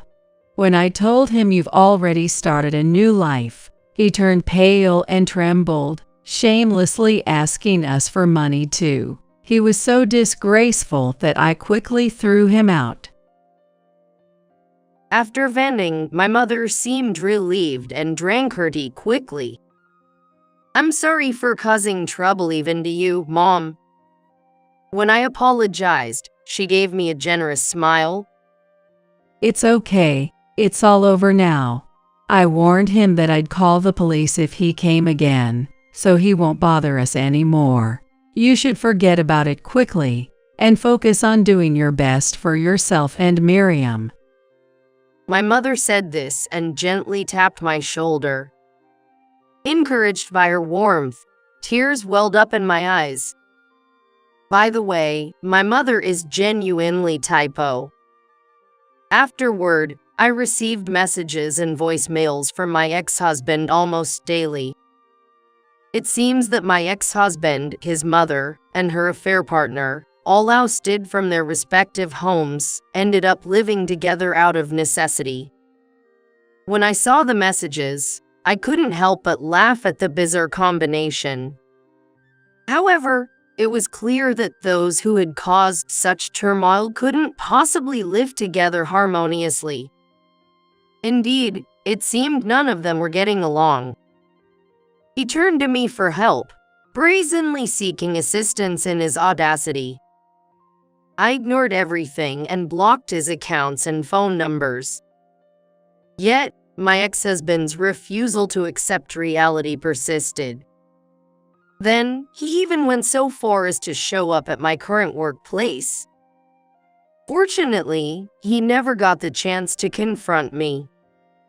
Haunted by the repeated harassment, I had discussed his behavior with my company, which had taken preemptive measures. The moment the entrance surveillance cameras captured his presence, an alarm sounded throughout the office.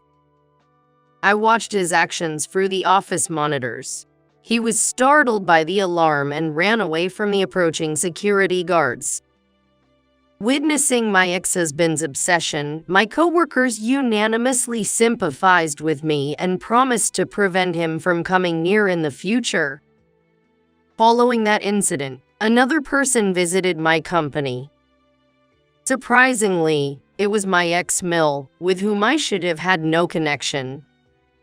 Unfortunately, she arrived during my lunch break when I was out of the office and confronted me in the hallway. Finally found you. You need to take responsibility for once.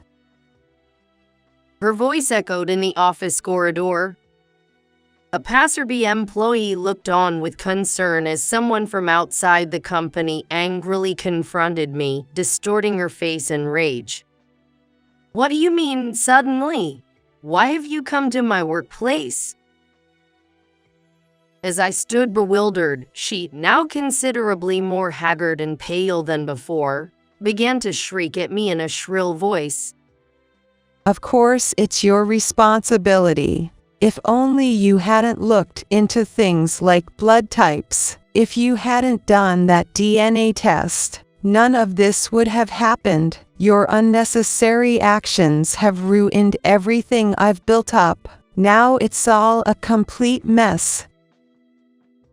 Despite her own infidelity and decades of silence, she tried to shift the blame onto me. As she lunged at me, security detained her. The situation quickly escalated to the point where the police were called.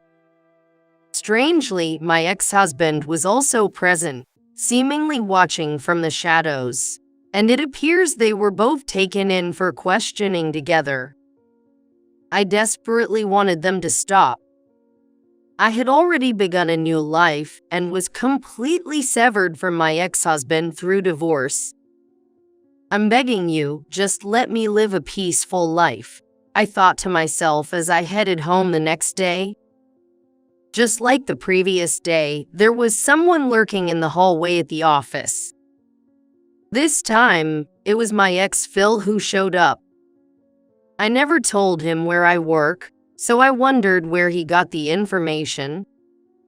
Feeling uneasy, I met his gaze and he said, "Well, I've made some noise and caused a lot of trouble in the past.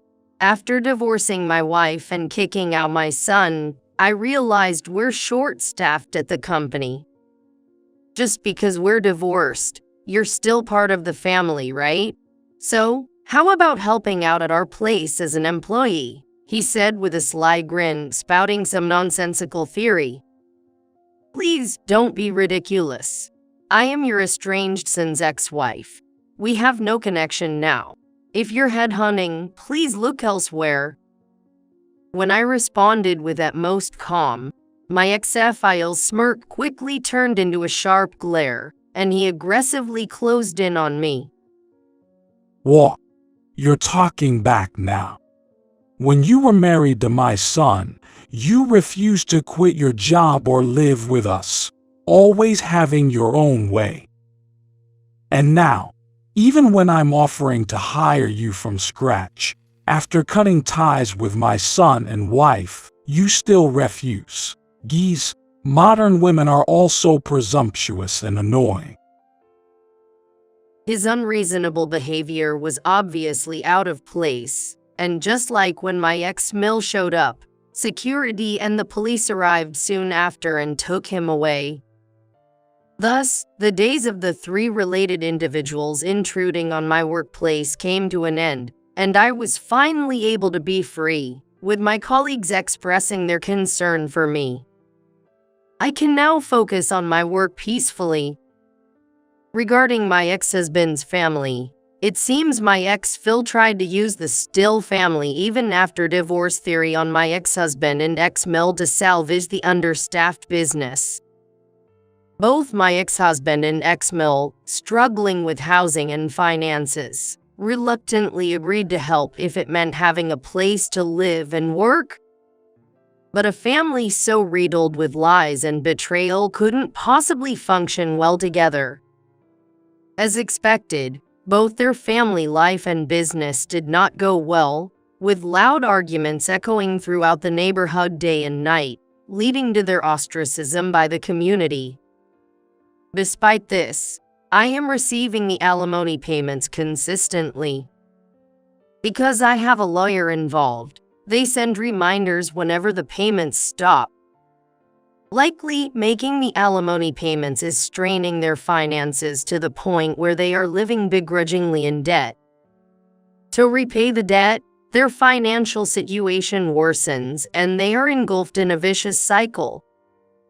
My ex-husband seems to be exploited for cheap labor at his father's company. On the other hand, my life is looking up.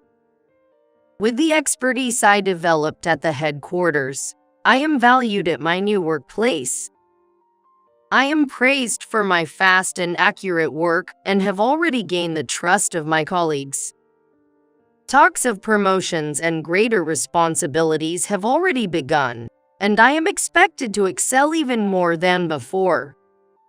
The environment is peaceful and cheerful, making me want to work here for a long time. My parenting is also going well. With Miriam in daycare during the day and occasional help from my mother, she is growing up fast. Regular visits to the doctor have gradually improved her eczema, providing some peace of mind. Her eager sharing of daily events at daycare is irresistibly adorable. Her third birthday is quickly approaching, and my mother and I are discussing how to celebrate it. Even though she is still young and may not remember, I want to give her a lovely and adorable celebration. Recently, my mother has been diligently knitting a handmade sweater for her.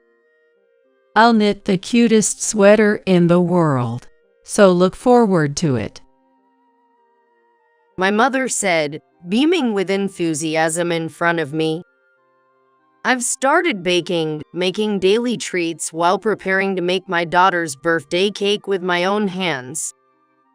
Strawberry cake is nice, but apple pie sounds good too. What do you think, Miriam? When I asked Miriam, she adorably responded, apple pie. Her cuteness made me smile involuntarily. There might be hardships in the long journey of life ahead, but I want to face them with a smile, trusting the people around me, carefully handling both my job and parenting. With Miriam by my side, everything feels manageable. I'm graduating in half a year and I've got a job lined up, so we don't need her anymore, right? We don't. But she's still of use until we inherit. So I'd like to get rid of the trash as soon as possible. It seems John was also there. Since we had separate bedrooms, I only realized John was awake at this moment. I hadn't intended to eavesdrop on their conversation, but their unsettling talk froze me in place. They continued their heart-wrenching conversation without knowing I was listening. For the next 6 months, I pretended not to hear their talks and didn't change my demeanor. And then came Robert's college graduation day. He left early in the morning, bustling with excitement and getting ready. Of course, there was no word of thanks for raising him or an invitation to a meal directed towards me. "Just so you know, I don't need dinner today," was all he said before he left. Had I not heard the conversation, I might not have minded, but I couldn't help but think a simple word to me wouldn't have been amiss. He's probably going out to eat with his biological mom and John. John mentioned he wouldn't need dinner either. As the two of them left, I was alone in the quiet room, with just paper and pen in hand. I am Mary, currently 55 years old. I've been living with my husband John and his son, Robert, for 20 years. John and I are both remarried. I was mentally broken from not getting along with my ex-husband's family and was discarded like trash by his parents. John reached out to me during these tough times. He was an old high school classmate of mine. We weren't close in high school, but after attending a small reunion for close friends, John, learning I was divorced, reached out and we exchanged contact information. At the time, John was raising his 2-year-old son, Robert. He is a single father. Our lives aren't over yet. Let's do our best, he said, which greatly comforted me. It didn't take long for us to understand each other's emotional wounds, and soon we were attracted to each other. Though scared of marrying again, I was persuaded by John's approach and decided to date him. Then, at 35, I remarried. After the marriage, I quit my job to become a full-time homemaker. Despite being advised against quitting my job and remarrying, Robert was only 2 years old. I thought it was most important to spend time together and be recognized as a family. Since Robert was too young to remember anything, and I always loved children, I wanted to dedicate myself to raising him. I thought there would be no problem with remarrying someone with a child. However, I soon realized my thinking was naive.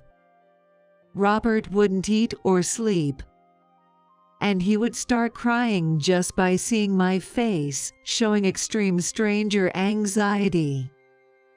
Hoping his stranger anxiety would subside as he got used to me, I tried hard to become Robert's mother. I endured his night crying and played with him with all my might during the day, but he wouldn't open up to me. Seeing me troubled, John said, "Your mom was a real beauty. You know, maybe he just can't get used to Mary's face."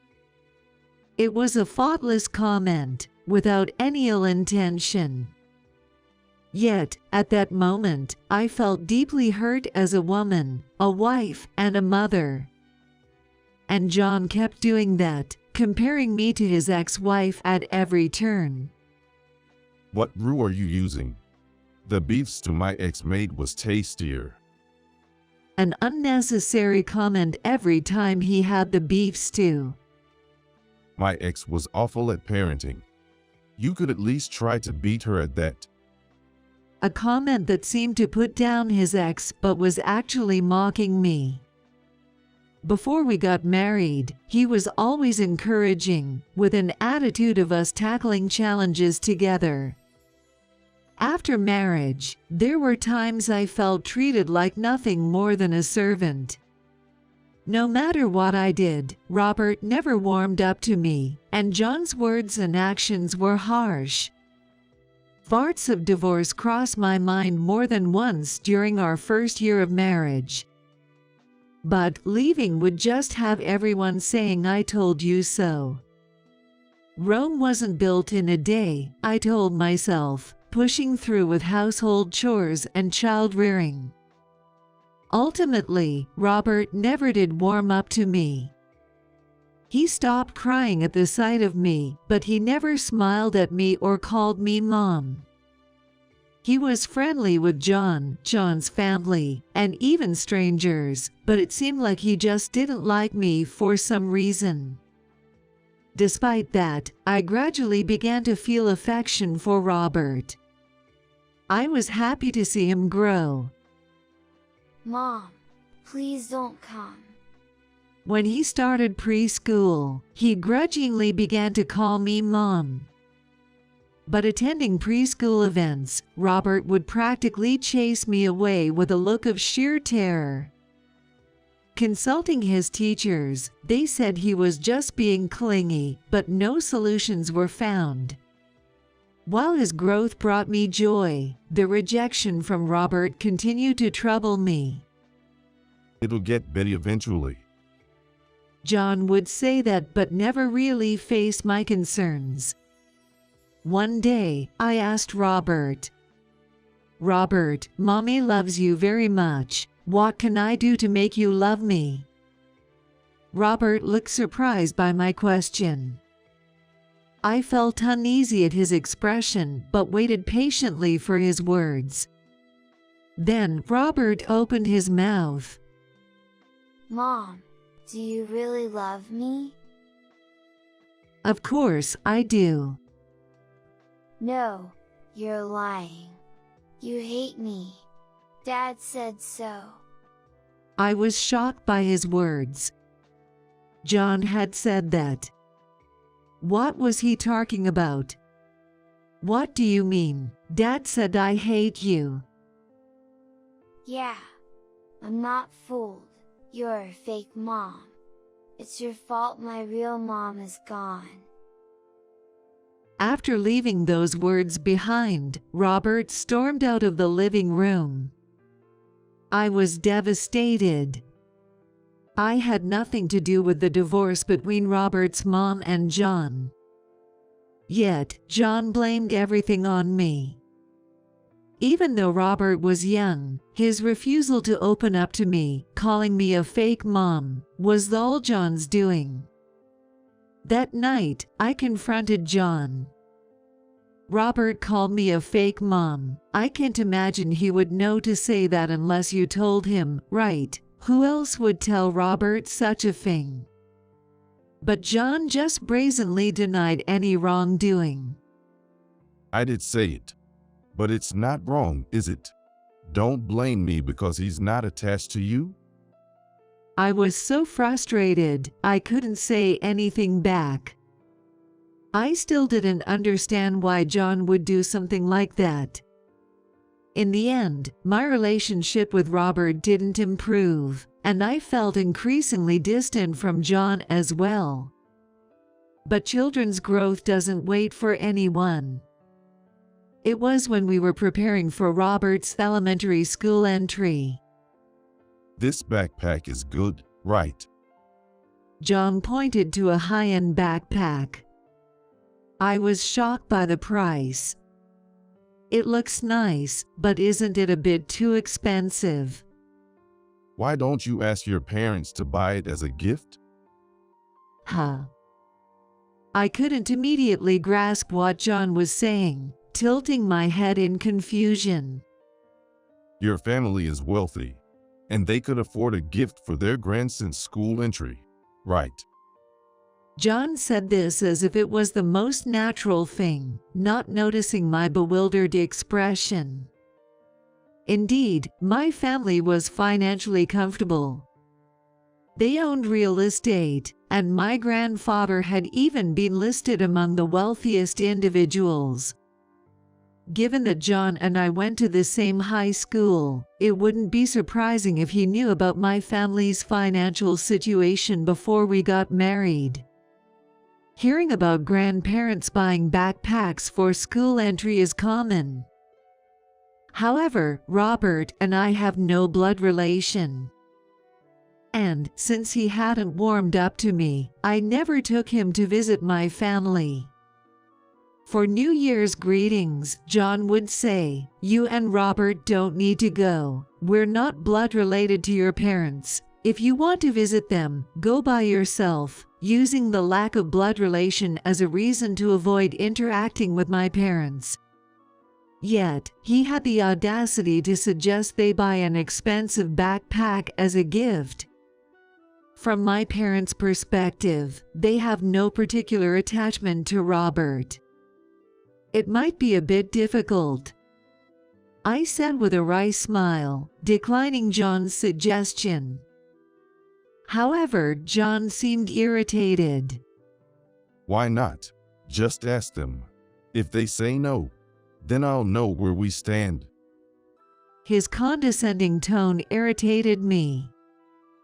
What do you mean by where we stand? I wanted to retort but held back. Of course, I couldn't impose such a burden on my parents. I planned to buy the backpack with money I had saved up from before I was married and pretend it was a gift from them.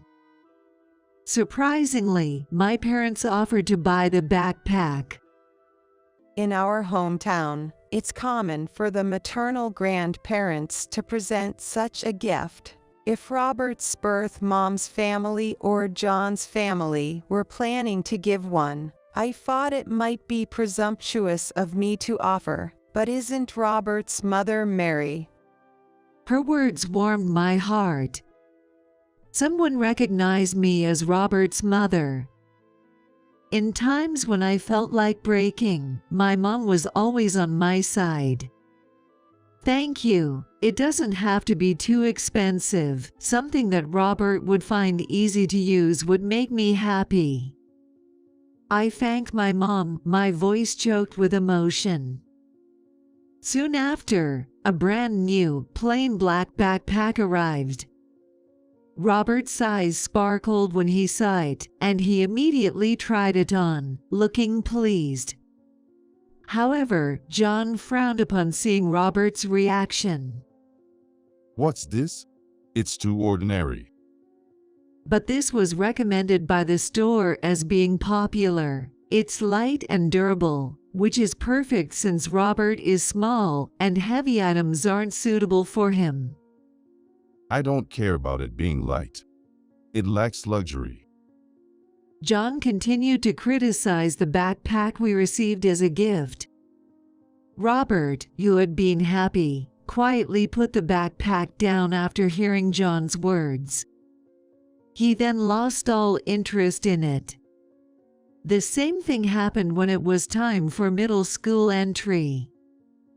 John insisted on high-end brand sports bags and shoes for school, expecting my parents to buy them as gifts. As Robert entered middle school, he began to mock me on his own, influenced by John's behavior. It's good you married Dad since your family is rich. He said that, mocking me. I'm sure John must have been saying things like that to Robert. I had been pretending not to notice, but by this time, I was acutely aware. John had married me because my family had money and to secure someone to take care of Robert. Stop saying silly things and go study. By this time, I had given up on being liked by Robert. Even if I was called fake, I believed it was my duty to raise him as his mother. If I divorced and left, it would just be Robert and John living together. I think Robert will have a very hard time. I might not have been a mother that made him happy, but my feelings of affection for Robert were genuine. That's why I wanted to spare him any hardships. Robert then graduated from high school and went on to college. That's when John started saying we should ask my parents to help with the expensive college fees. Let them pay for their grandson's education. The money will eventually be Mary's anyway. It's better to use it on Robert now. But of course, I couldn't ask my parents for such a large sum. Backpacks and sports bags were one thing, but this was entirely different. However, I knew I would get snide remarks from John if my parents didn't contribute. I used the alimony I received from my previous divorce to pay for his tuition.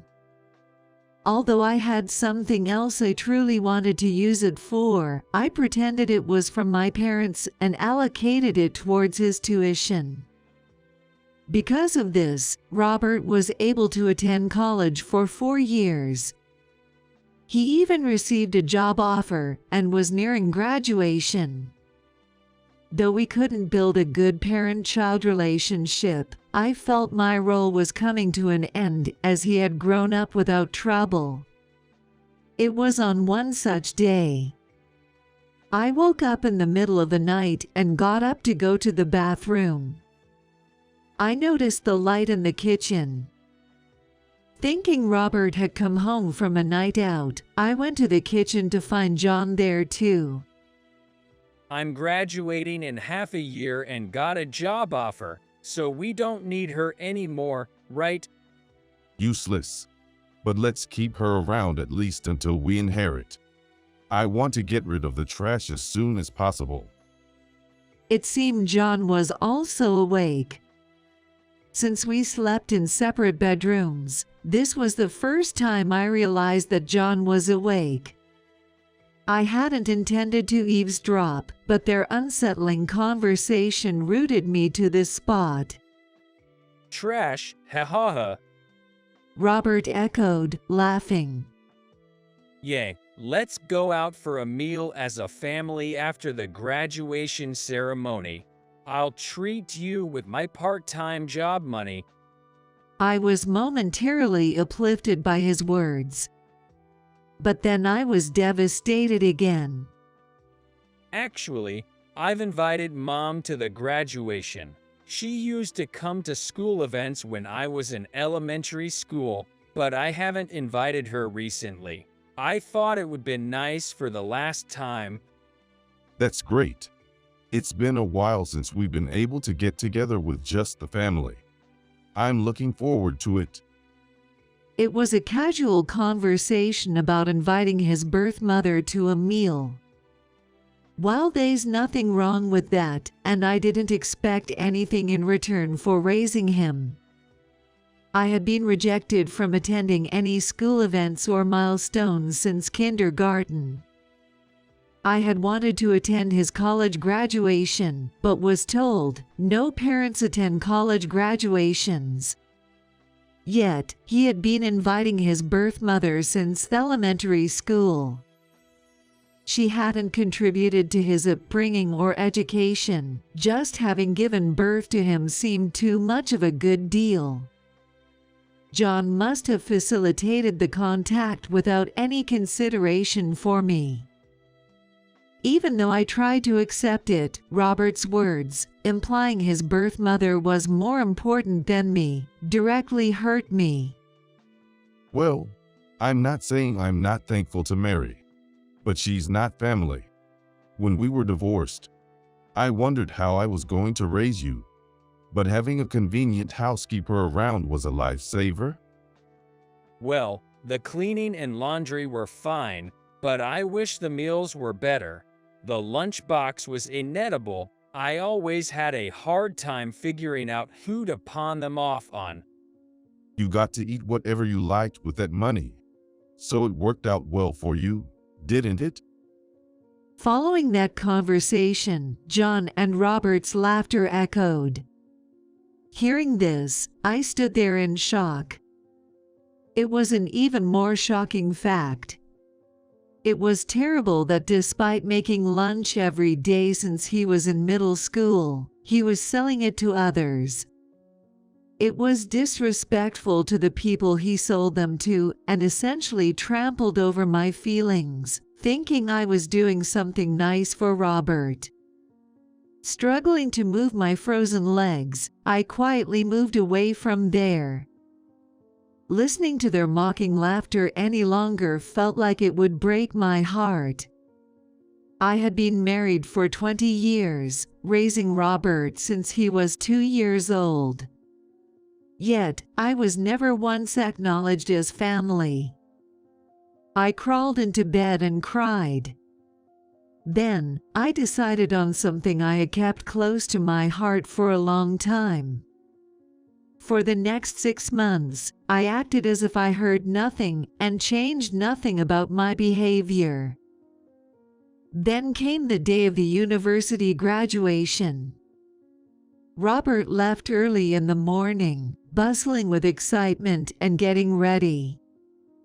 Of course, there was no word of thanks for raising him or an invitation to a meal directed towards me. Robert left with just the words, "I won't need dinner tonight." Had I not overheard that conversation, I might not have cared, but a part of me wished for at least a word directed at me. Probably he was going to dine with his biological mother and John. John also said he didn't need dinner. After seeing them off, I sat alone in the quiet room with paper and pen. It was just past 1 p.m., too early for them to return home, when my phone rang as I was having lunch outside. The call was from John. I glanced at it and sipped my coffee with a smile. I had no intention of answering the call immediately and let it ring for a while. I bet he's panicking on the other end. Feeling a bit sorry for the incessant ringing, I finally picked up. Yes. Mary, is that you? Where are you? What's this note about? As expected, John was in a panic. Seeing the note meant he had returned home. If I told you where I am, it wouldn't really be running away, would it? Everything is written in the note. When I said that, John stumbled over his words, but. As the conversation was going nowhere, I sighed deeply. That's how it is, so please submit the divorce papers I've filled out. At those words, John seemed to snap back to attention. I had left the divorce papers along with the note. I won't accept a divorce. But what do you mean the tuition fee is unpaid? At that, I smiled again. Apparently, to John, the unpaid tuition was more concerning than the divorce. Oh, aren't you supposed to be at work? How do you know about that? Oh. John was at a loss for words, stammering. It seemed that John had attended the university graduation ceremony with Robert's biological mother, his ex-wife. That's probably where he found out about the unpaid tuition fees. Anyway, they told me that if the unpaid amount isn't transferred by the end of this month, he won't be able to graduate. Just tell your parents to transfer it right away? Why should I, just a mere housekeeper, go to such lengths? My tone inadvertently grew sharper. But it was my honest feeling. I'm just a housekeeper, right? You've brainwashed Robert since he was little not to get attached to me. That's not true. He was attached to you, and he actually called you Mom, didn't he? Don't lie. He only called me Mom because you were concerned about appearances, right? John fell silent. I paid the tuition for 3.5 years anyway. If you want him to graduate, why don't you, as his parent, pay at least for the last semester? I left him with those words and hung up. A few days after overhearing John and Robert mocking me one night, the bill for tuition arrived. Given all the demeaning things said to me, being called just a goal for money and a housekeeper, I couldn't bring myself to pay. The university contacted me several times. According to the university's rules, if the tuition remains unpaid, even if Robert could attend the ceremony as a prospective graduate, he would be expelled if payment wasn't made by graduation day. In other words, he had to transfer about $6,000 by today. After hanging up with John, Robert also called.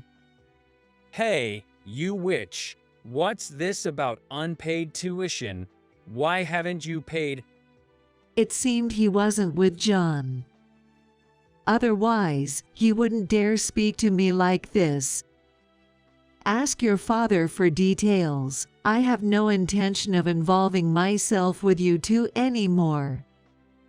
What? What does that mean? Take care, then. Just wait a minute. I cut off his protests, ending the call. Since the day I overheard that conversation, I had decided to leave the two of them behind. I then disappeared from their lives completely. My phone kept ringing all day. If they had time for this, they might as well make the transfer. The next day, I changed my phone and number. 3 months later, while at the municipal office for errands, I discovered the divorce papers hadn't been submitted. Feeling frustrated that nothing had been done in 3 months, I reluctantly returned home. Since the key still worked, I entered the house to be greeted by a strange smell. What's this smell? Like rotten food. Entering the living room, the source was clear. The source was littered lunchbox trash, instant noodle cups, and wash dishes piled in the sink, socks whose removal date was unknown, and a mountain of laundry, uncertain if ever cleaned. In just 3 months, the house had deteriorated into a garbage dump. But as expected, it was indeed as expected. It was the home of 2 men who never did any housework. It couldn't possibly be clean. Yet, I had hoped for a bit more tidiness. Mary, you came back. Hearing my name, I shivered. Turning around, a scruffy John stood there.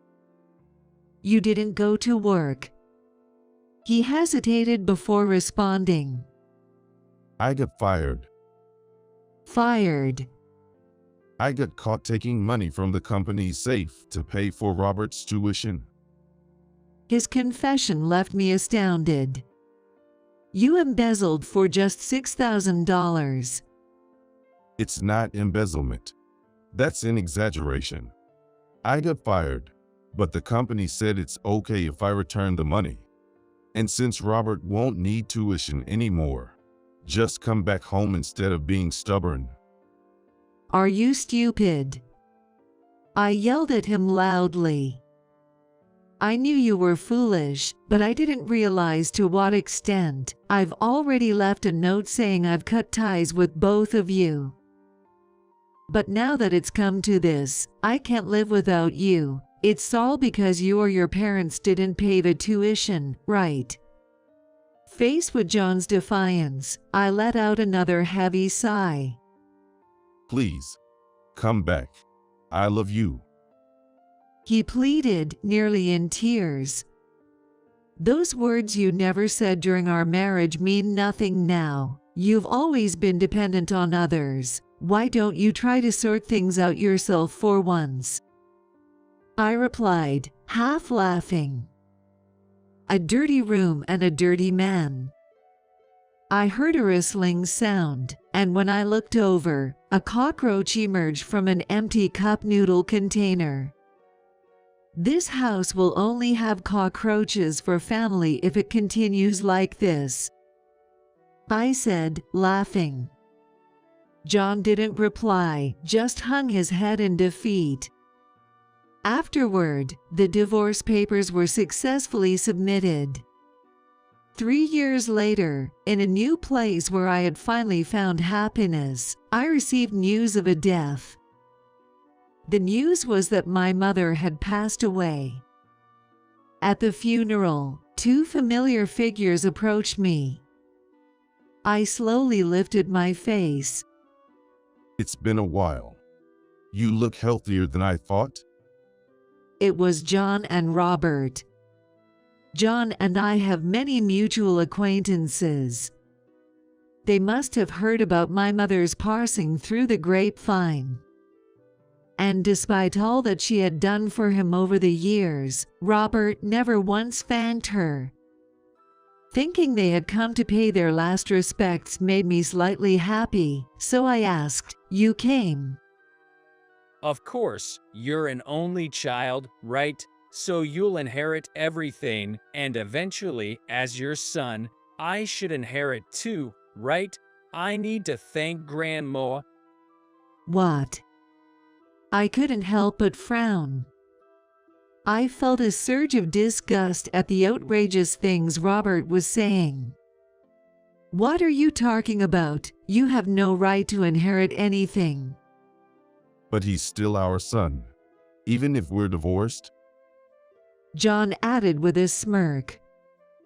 Angered by their motives for attending, I raised my voice.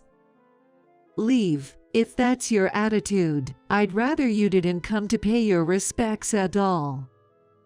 My voice was louder than I intended, attracting attention from those around us. John and Robert, as usual, were unfazed by my raised voice. However, at that moment, someone arrived who could turn the tide. What's all the commotion about? What happened? Approaching were a man and a woman. And, upon seeing them, John and Robert went pale. The ex-husband and his son. I introduced John and Robert to the 2 people. Then Thomas and Emily frowned. John spoke up nervously. President, why are you here?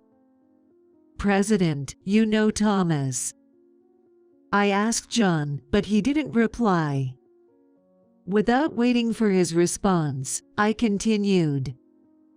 This is my husband Thomas and our daughter Emily. Ed? John and Robert looked up, surprised, and looked at me. My wife has been under your care. You're Thomas from the HR department, right? Yes. What do you mean? John works for Thomas's company. I asked Thomas, and he nodded. John looked away, as if realizing he had made a mistake. I don't intend to mix personal issues with business, but I won't forgive you if you hurt Mary any further. I didn't mean to. John stammered. Robert, too, said nothing, shrinking down. Emily then spoke up. I heard something about inheritance, but Robert, you have no inheritance rights. Her tone was as if she knew Robert well. So, you're the stepson my mom talked about. Emily laughed. It was hard to imagine the once arrogant Robert looking so diminished. When I looked at Emily curiously, she exclaimed, I'm her biological daughter. Why would you, a stepson, think you have any inheritance rights? Biological daughter? Yes. I'm not a stepchild but her true, blood-related daughter. Did you really think you were the only child and special? Robert turned red. Robert likely never imagined that I had a biological child. In fact, Thomas was my first husband. We had Emily, but Thomas's parents didn't like me, and I was forced to give her up. You should forget you have a child, my in-laws would say. I wasn't allowed to be involved in Emily's upbringing. Thomas always defended me, but his family has been running a business for generations. He couldn't go against his family, especially his father. Eventually, I fell ill and reluctantly agreed to divorce. Later, I heard Thomas raised Emily well despite his parents bad-mouthing me. Thanks to Thomas, Emily grew into a kind-hearted girl who would send me thoughtful letters once a year. While married to John, I had no direct contact with Thomas and Emily. Yet, Thomas would sometimes bring Emily to meet my parents because she was their granddaughter. I always heard about Emily from my mother. I was curious about Emily but never dared to meet her while married. The love I tried to give to Robert was unreciprocated, and I ended up raising him out of sheer willpower rather than affection. After divorcing John, Thomas reached out. My mother had told him about my divorce. Even after our divorce, Thomas hadn't remarried and seemed to have kept me in his thoughts. Now, with his in-laws gone and his career stable, Thomas proposed we remarry. I shared this development with John and Robert. So, Emily is a child of mine and Thomas. What? John turned pale. He likely never imagined that the woman he had employed as a housekeeper was someone's beloved. Did you approach me because I'm the president's daughter? Emily sharply asked Robert. It's not like that. But ultimately, you married my mom for my grandmother's money, right? I can date someone like that. Robert wiped away secret tears, devastated by Emily's words. It seems he said to Emily that he loved her without knowing where they had met. If Robert had been raised differently, not brainwashed by John, the relationship between my born and raised children could have been a source of happiness. Unfortunately, Robert had grown too similar to John. Being with someone like Robert would indeed be troublesome. I couldn't help but agree. My parenting was at fault. I'm sorry, Emily. You deserve someone better. Robert, please stay away from Emily and her money. After being rejected in front of everyone, Robert glared at me, but he couldn't say anything back. He's also a victim of John, but as an adult. He won't find happiness unless he acknowledges his and his father's faults. That's why you should leave too. This isn't a place for those who aren't family. Thomas said, effectively kicking them out. It was the perfect retort, echoing the "you're not family" I had once heard back at John and Robert.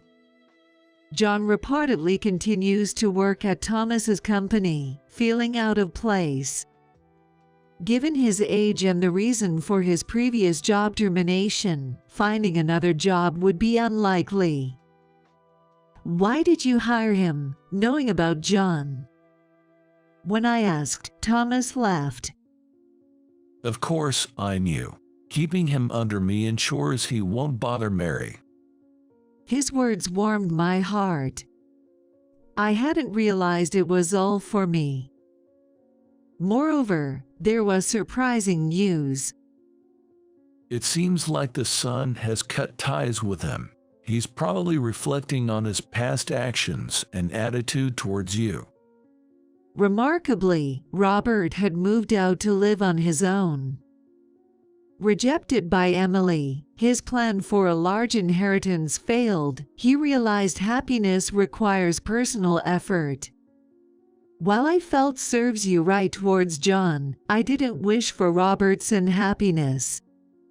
I hope he grows through his struggles and finds happiness, a testament to my role as his mother.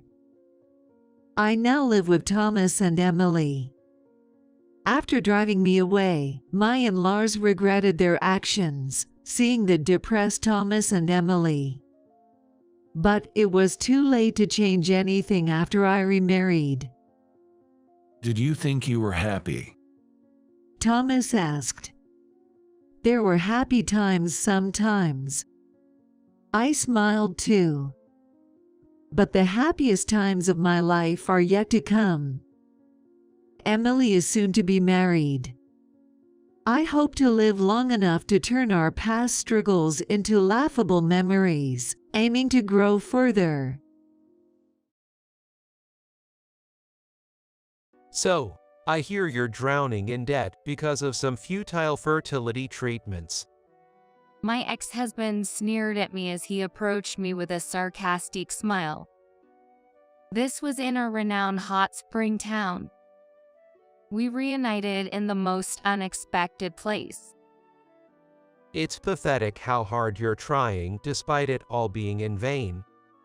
My ex-husband looked down on me. After our divorce, he remarried and was blessed with children. He was living a contented family life. He considered himself the winner while belittling me. Whose story are you even talking about? I touched my slightly swollen belly. I wonder who really needs fertility treatments. He was about to learn a shocking truth. No matter how much he ranted or clung to me, it was too little, too late. This marked the beginning of my ex-husband's downfall. The false happiness he had acquired through his misunderstandings was crumbling loudly. Those who find happiness, and those who let it slip away. Our reunion clearly marked the diverging paths our lives would take from here on. My name is Mary. I work at a travel agency counter. I propose various plans to customers who visit the store, arranging trips that ensure their satisfaction. I found great fulfillment in this job. I married Mike after a workplace romance. He joined as the new manager at the branch where I worked, always approaching me with a gentle smile and a calm demeanor. During the busy seasons like summer break, we worked late together. During breaks at work, we would engage in enjoyable conversations and encourage each other through tough times, gradually spending more and more time together. Eventually, we became conscious of each other, started dating, and got married. After our marriage, I transferred to another branch. The travel agency job involves a lot of overtime and is challenging. You've worked hard without a single complaint. Now that we're married, you can take it easy and be a housewife.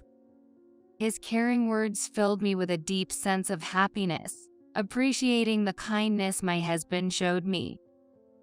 However, I was passionate about my work and had dreams I wanted to achieve. For those dreams, I had lived a frugal life and saved money. So, I decided to continue working even after marriage. John respected my decision, and we both worked hard at different branches. We understood each other's jobs and enjoyed our small happiness by comforting each other over drinks every night. 2 years had passed since we got married. We haven't been able to have a baby yet. I started feeling anxious as we hadn't conceived after 2 years. I lost my parents when I was a student. Being an only child, I often felt lonely. That's why I longed for a large family. Therefore, after getting married, while not necessarily desiring a very large family, I did hope to have at least 2 children. Don't worry, it'll happen eventually. My husband was receptive to my feeling. He also agreed on having children. I wonder if I'm infertile. Maybe I should see a doctor. I looked down, feeling disheartened. Don't be so negative. It'll be all right. But if you're worried, it won't hurt to get checked out. Saying that, my husband gently stroked my head. He always understood me. I felt so moved that I was nearly brought to tears. After that, I went to the OB/GYN and underwent several tests. The multitude of tests revealed no particular abnormalities in my body. It's good, there's nothing wrong. My husband said that happily upon seeing the test results. See, I told you there's no need to rush. The baby will come to us eventually. I wonder how many times I've been saved by my husband's gentle smile. It always made me feel so much lighter. Next up is a test for men. It's a short procedure. So could you possibly go during a break from work? It's likely that my husband also had no issues. But just to be cautious, I wanted him to get tested. Of course, I believed my husband would gladly accept. I was certain of it. What? Why do I have to get tested? It's usually a woman's issue when it comes to infertility, and it would be a waste of time for me to do it. His response was unexpected. It might be unnecessary, but just to be sure, if there is an issue on the man's side, there are treatments available. Could you please do it? His expression turned somewhat cloudy. I understood his reluctance to get tested. If a problem was found, it might hurt his pride as a man. It was a delicate issue. I knew it wouldn't be good to force the issue. It doesn't have to be right away, whenever you have time. However, he remained silent. The day ended without me getting an answer from him. One day, we visited my husband's family home. It was my Mill's birthday, and we brought a bouquet and a gift. I heard that my Phil had an affair when my husband was young and disappeared afterward. Afterward, my Mill, on her own, raised my husband and did a commendable job. I heard she went through a lot of struggles. She turned 65 this year and had retired from her job. She worked tirelessly all these years and never neglected her parenting duties. I had great respect for my Mill as a woman. She could now spend her time happily and at ease. That's what I thought. I was certain the bouquet and gift would bring joy. With that confidence, I opened a door to my Mill's house. Though, welcome. My Mill greeted us with a bright smile. Oh, what beautiful flowers, and this, a set of bath salts. You remembered how much I love baths. I'm so happy. As expected, my Mill was very pleased. It was supposed to be a pleasant time spent together. However, she then said, I'm happy with the gifts and flowers, but I'm starting to wish to be able to see the face of a grandchild. Her words changed the atmosphere instantly. I was at a loss for words and glanced at my husband. But he remained silent. Mary, I understand work is busy, but there are things more important than work. You have to face your health properly and focus on child making. There's always fertility treatment available now. I had already faced my health issues. I had also undergone the tests. There were no problems found. I just want to hold a cute baby in these arms soon. Mary, I'm counting on you. My Mill was also the same. Why is infertility always presumed to be a woman's issue? Why doesn't she say anything to my husband? Yes. I couldn't argue. I was afraid that arguing would create a rift between my Mill and me. wanted my husband to explain it properly, but he remained silent the whole time. It felt as though everyone assumed the reason we couldn't have children was entirely my fault. I'm hoping you'll have a baby in your belly by my next birthday. Those words weighed heavily on me. Setting a deadline only made me feel more anxious. I tried to tell myself not to worry, but her words echoed in my mind. I couldn't remember anything about the conversation that followed. As the evening came, we left my Mill's home. On our way back, we walked shoulder to shoulder in silence. Our long shadows were cast by the setting sun. I kept looking at those shadows. My husband's shadow marched straight ahead. What was he thinking? How did he take his mother's words today? I wanted to ask, but couldn't bring myself to do it. No, I was afraid to ask about it. I was scared of feeling despair from my husband's words again. We returned home without speaking. I'm starving. Let's have dinner quickly. He said that, acting as if nothing had happened. He probably planned to end the day without addressing my feelings. I decided to speak up boldly.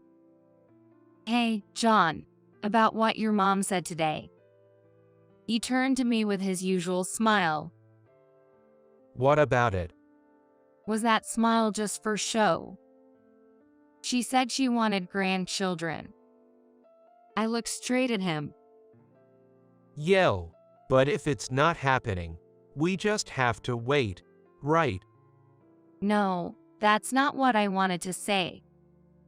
She told me to think about my body over work and to undergo fertility treatments. But I have faced the issue and got tested, and there were no problems found. His expression slowly changed. Why didn't you say anything at the time? It feels like it's all my fault. But it's not me who isn't facing the issue. It's you, John, isn't it? I didn't intend to say it like that. But once I started, the words just wouldn't stop. All my pent-up frustration erupted. What the hell? Always about the tests. I've told you, infertility is a woman's issue. And what mom said wasn't wrong. It's not my fault. He got angry, his face turning red. He wasn't the husband I knew. I know it's not your fault, John. It's wrong to blame anyone for infertility. But I just want to move forward. To do that, we need to start with the tests, whether it's for treatment or not. No matter how much we argued, we couldn't accept each other's viewpoints, and it remained a stalemate. This is too much hassle. I'm hungry. I'm going out to eat. With those words, my husband left the house. I was left alone in the quiet room. Suddenly, I felt all the strength drain from my body, and I slumped onto the sofa. The image of my husband yelling kept flashing back in my mind. Was it my fault? I didn't mean to upset my gentle husband. This wasn't what I intended. I just wanted him to understand. I wanted us to work together towards our future. The testing was for that purpose. I couldn't stop my tears. In the quiet room, only the sound of my sobbing echoed. The next morning, my husband returned home in silence. You said you were going out to eat. Where did you spend the night? I was worried. He didn't seem to listen to me. It doesn't matter. That was all he said before leaving for work. It was our first major fight. These things happen. I hoped he would be in a better mood by evening. Thinking this, I too headed to work. I kept sighing all morning. However, my husband's mood didn't improve for days. He started leaving home earlier and coming back later than before. On weekends, He would go out without a word and return when I was asleep. The time we spent together as a couple had drastically reduced. It felt like he was avoiding me. I no longer knew how to interact with him. Eventually, this silent coexistence became our new normal. I couldn't even remember the times when we cherished being together. What had driven us to this point? Was suggesting the test really so wrong? And finally, my husband stopped coming home. "You've been away a lot recently. Where do you stay?" He had started to have conversations with his back turned to me. "I'm busy with work and always miss the last train, so I stay at a business hotel near my office." Likewise, he kept his back to me. "I see." Then he headed to the bedroom. At some point, my bed had become the couch. It's just a ridiculous excuse to say that work ran late and you missed the last train. It wasn't our busy season. He was hiding something. My suspicion turned into reality weeks later. My husband comes home every few days, dumping a huge pile of laundry on me. Then he packs his freshly washed underwear and clothes in his bag and hurries out. "You could do your own laundry. It's not that much trouble," I muttered as I loaded his laundry into the washing machine. At that moment, something dropped with a clink. I looked at the floor but found nothing. However, I was sure I had heard something. I searched again, more carefully this time. What could have fallen? Stepping back, something sparkled at my feet. Here it is. What is this? I picked up the shining object and held it in my hand. Oh. I was at a loss for words. What sparkled in the palm of my hand was a small earring. My mind went blank for a moment, but I wasn't as shocked as I thought I would be. By the time he stopped coming home, it was clear to anyone. My husband was having an affair. Somewhere in my heart, I harbored those suspicions. But I was afraid to confront the truth and tried to dismiss it. I didn't want to hurt myself. However, I was now confronted with reality. I wouldn't run away anymore. I decided to have an honest conversation with my husband. With evidence of his infidelity in hand, it was time to end our marriage. The next day, I headed to a detective agency. A few days later, my husband's affair was confirmed. The other woman was a new employee at the branch where my husband worked. She joined the company around the time when cracks began to appear in our marriage, a young and attractive staff member. My husband, with his characteristic gentle tone and charming smile, captivated her. He got closer to her by acting as her mentor and eventually started a relationship. It was new to me, but apparently, my husband had made advances toward various female employees before. As a supervisor, he used sweet words to get close to them and deepen their relationships. It was his cunning method. I was just one of the women caught in his trap. The reason he chose me as a marriage partner must have been because I was particularly convenient for him. I felt a surge of resentment. It was time to end this life. I was determined. That night, as usual, my husband came home with a load of laundry. "You don't have to come home just to do laundry. Why not have it done at her place?" I spoke to his back. He stopped and turned around. "What are you talking about? I told you, it's work." He looked at me with a cold gaze. "Then is this part of your job too? What exactly are you teaching this female employee after work?" I presented him with several photos. They showed the two of them leaving the workplace and entering the apartment where she lived alone. What is this? He seemed unable to hide his shock. Don't play dumb. I've investigated everything. And this earring, wasn't she looking for it? It was caught in your shirt. He froze, looking at the earring in my hand.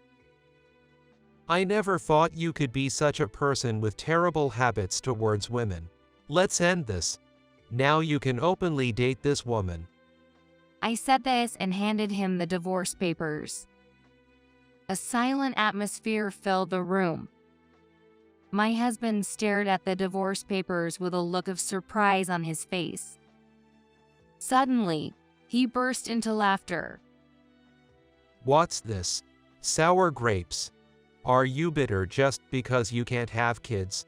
If you've got time to take pictures like this, why not diligently pursue treatment to get pregnant? What an appalling thing to say. Who's really being bitter here? I struggled to contain my rising anger. Divorce. I've been wanting that too. The other woman is pregnant. I've been eager to cut ties with you and move on. I only care about my new family now. What a reckless man, to get the other woman pregnant. I was speechless. That was how our divorce was concluded. A swift and unceremonious end. John took only the bare essentials with him when he left. I decided to move out of the apartment we shared. After canceling the lease, I began packing up. Everything he left behind went straight into trash bags. I had no regrets whatsoever. Just then, the doorbell rang. Who could it be at a time like this? I slowly opened the door. Outside the door stood a man. His hair was unkempt, and he was wearing dirty clothes. He was a stranger I had never seen before. He then greeted me sincerely and began to speak. I was astounded by the man's words. Then, 3 years passed. I continued to live frugally after the divorce, and finally, my savings reached the target amount. I had made my dream come true. Then, I resigned from the travel agency. One day, I was walking through a hot spring town. This is one of the most famous hot spring towns in the USA.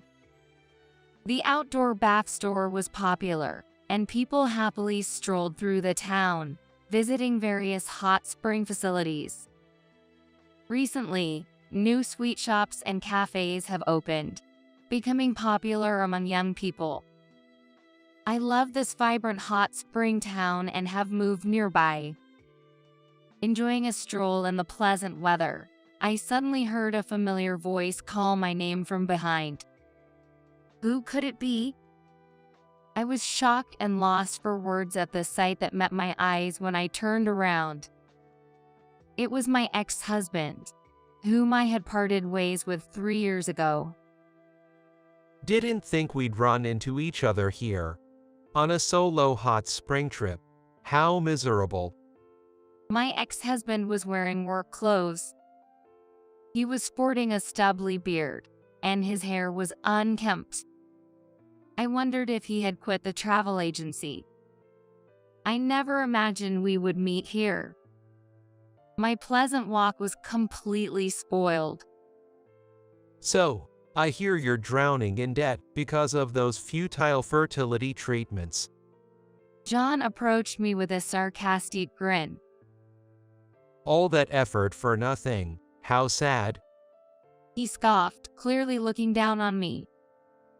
He probably wanted to show off to me that he had children with his new wife and was living happily. He seemed to think of himself as the winner and looked down on me. Who are you talking about? I gave John a cold stare. I heard from the landlord of our old apartment.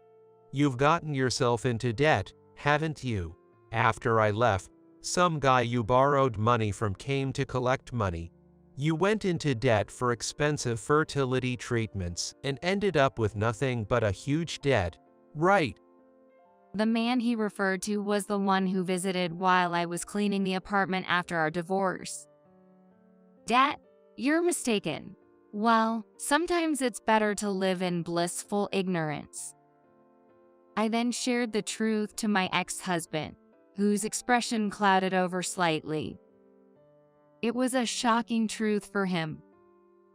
3 years ago, after my divorce from my ex-husband, a man indeed visited as I was clearing out the room for moving. The man was not there for debt collection. He was actually my ex-husband's father. It was the father whom I had been told disappeared with an affair partner. He had come looking for my ex-husband. The father seemed to have learned from someone about the apartment where my ex-husband was living his married life. However, by then we had divorced and the apartment lease had been canceled. The name tags and mailbox labels had been removed, so his father didn't know which unit was John's. He had mentioned John's last name to the landlord, saying he wanted to meet because he had lent him money. The landlord, fearing the man was a debt collector, immediately contacted me. Upon receiving the message about the visitor from the landlord, I simply said, "Let him in. I'll meet him." The landlord loved to gossip, and I was afraid of any strange rumors spreading. It turned out the landlord, believing the father to be a debt collector, likely shared this amusing tale with John upon a chance encounter. John took it seriously.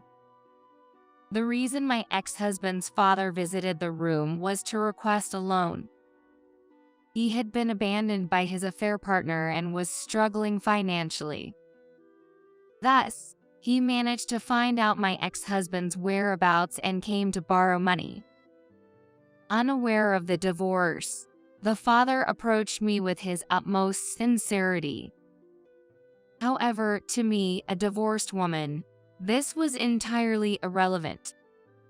This man was no relative or concern of mine. I directed him to rely on my ex-husband instead, giving him John's contact information.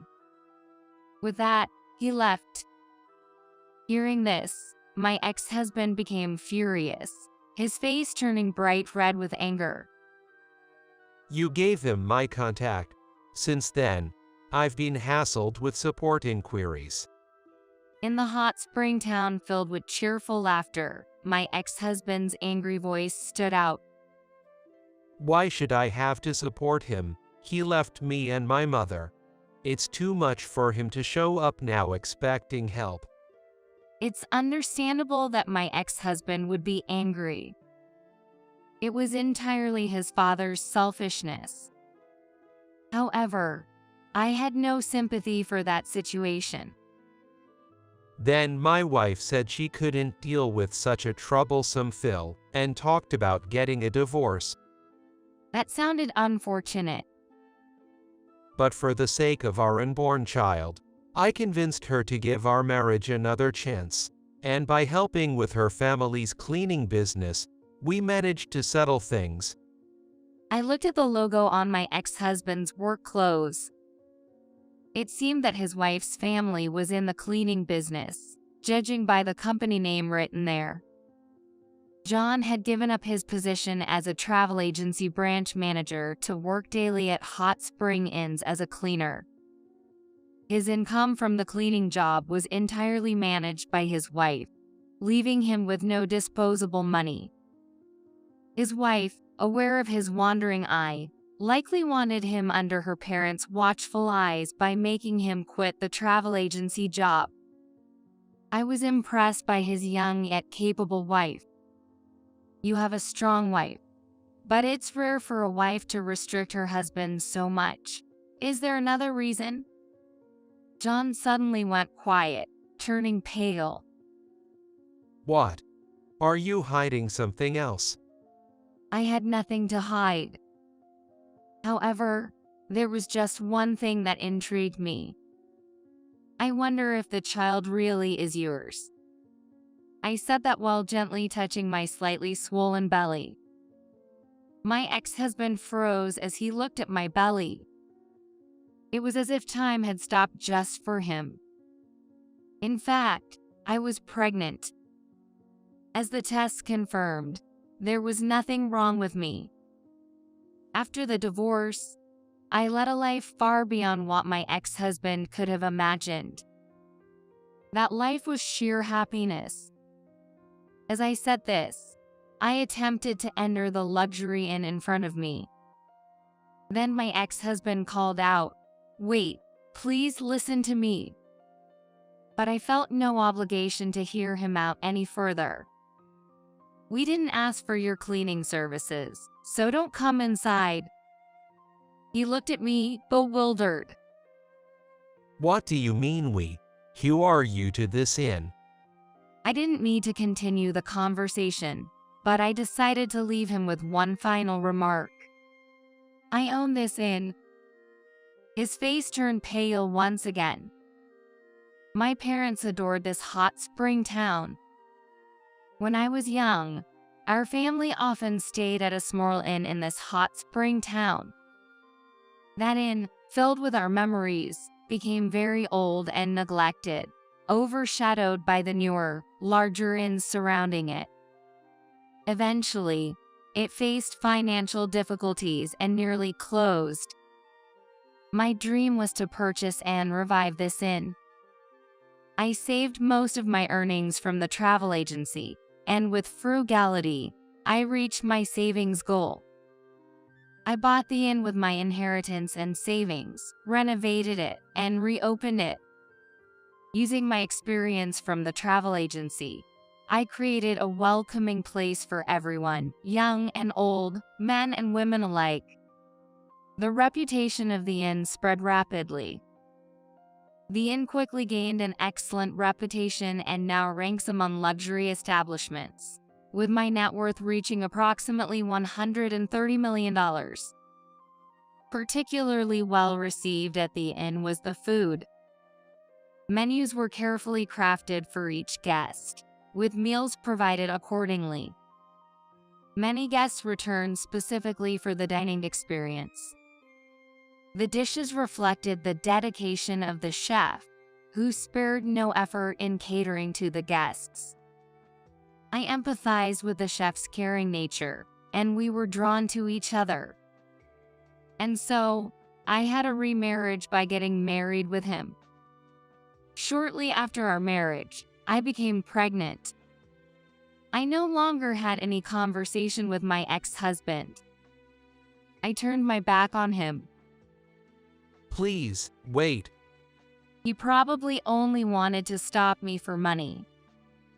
To me, my ex-husband was then a stranger. I owe him nothing. I have nothing more to say to you. Never appear before me again. I said that dismissively and entered the inn. Nevertheless, he tried to follow me into the inn, but was stopped by the staff and expelled outside. His voice calling my name faded away and eventually disappeared.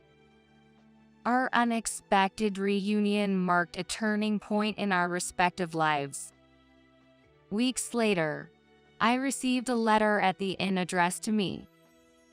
I was surprised when I saw the sender's name. It was my ex-husband. I thought everything had ended between us. Curious and slightly anxious, I opened the envelope. The sheet of stationery was filled with dense writing, bearing distinctive quirks, and mistakably written by my ex-husband. The letter contained astonishing information. The content was as follows. During our reunion, John began to wonder if the cause of infertility lay with himself, and he asked his wife if he truly was the father of their child. Although she initially insisted it was his, he had long felt a dissonance due to the child's lack of resemblance to him. Therefore, after repeatedly questioning his wife, she finally confessed. The child he thought was his own was actually from her previous relationship with another man during her student days. After graduating from college and joining a travel agency, the wife quickly caught my ex-husband's eye, and they started having an affair. But for her, it was just a fling. Her real commitment was to a boyfriend from her student days. She got pregnant with this boyfriend's child and considered marriage, but he disappeared upon learning of her pregnancy. Being a recent graduate and unexpectedly finding out about the impending parenthood, she likely felt anxious and overwhelmed by the responsibility at such a young age. Facing the prospect of becoming an unwed mother, she lied that the child was my ex-husband's, marrying him for financial stability. However, after learning that my ex-husband's father had abandoned his family for an affair, she saw parallels with her own past of being abandoned by her own boyfriend. To rein in her promiscuous ex-husband, she resorted to threatening divorce, which succeeded in getting his attention. She forced him to work under her parents' supervision, controlling his salary, and leaving him without any spending money. Tired of this constrained life, my ex-husband spiraled into madness. Constant arguments with his wife became routine, leading him to choose divorce. However, his in-laws opposed it. Even so, my ex-husband, who chose divorce, swiftly left his wife's side as if fleeing. Consequently, he was left with very little money. Now he wanders from one budget hotel to another. Due to not owning a suit and having poor personal grooming, he struggles to find employment even though he endeavors to search for one. It seems he relies on daily temp jobs, earning just enough to cover his daily meals. He wishes he could go back to the old days again. That's what was written in the letter. I thought to myself, don't mock me by saying you want to get back together with me. While I felt pity for his plight, it was the path he chose.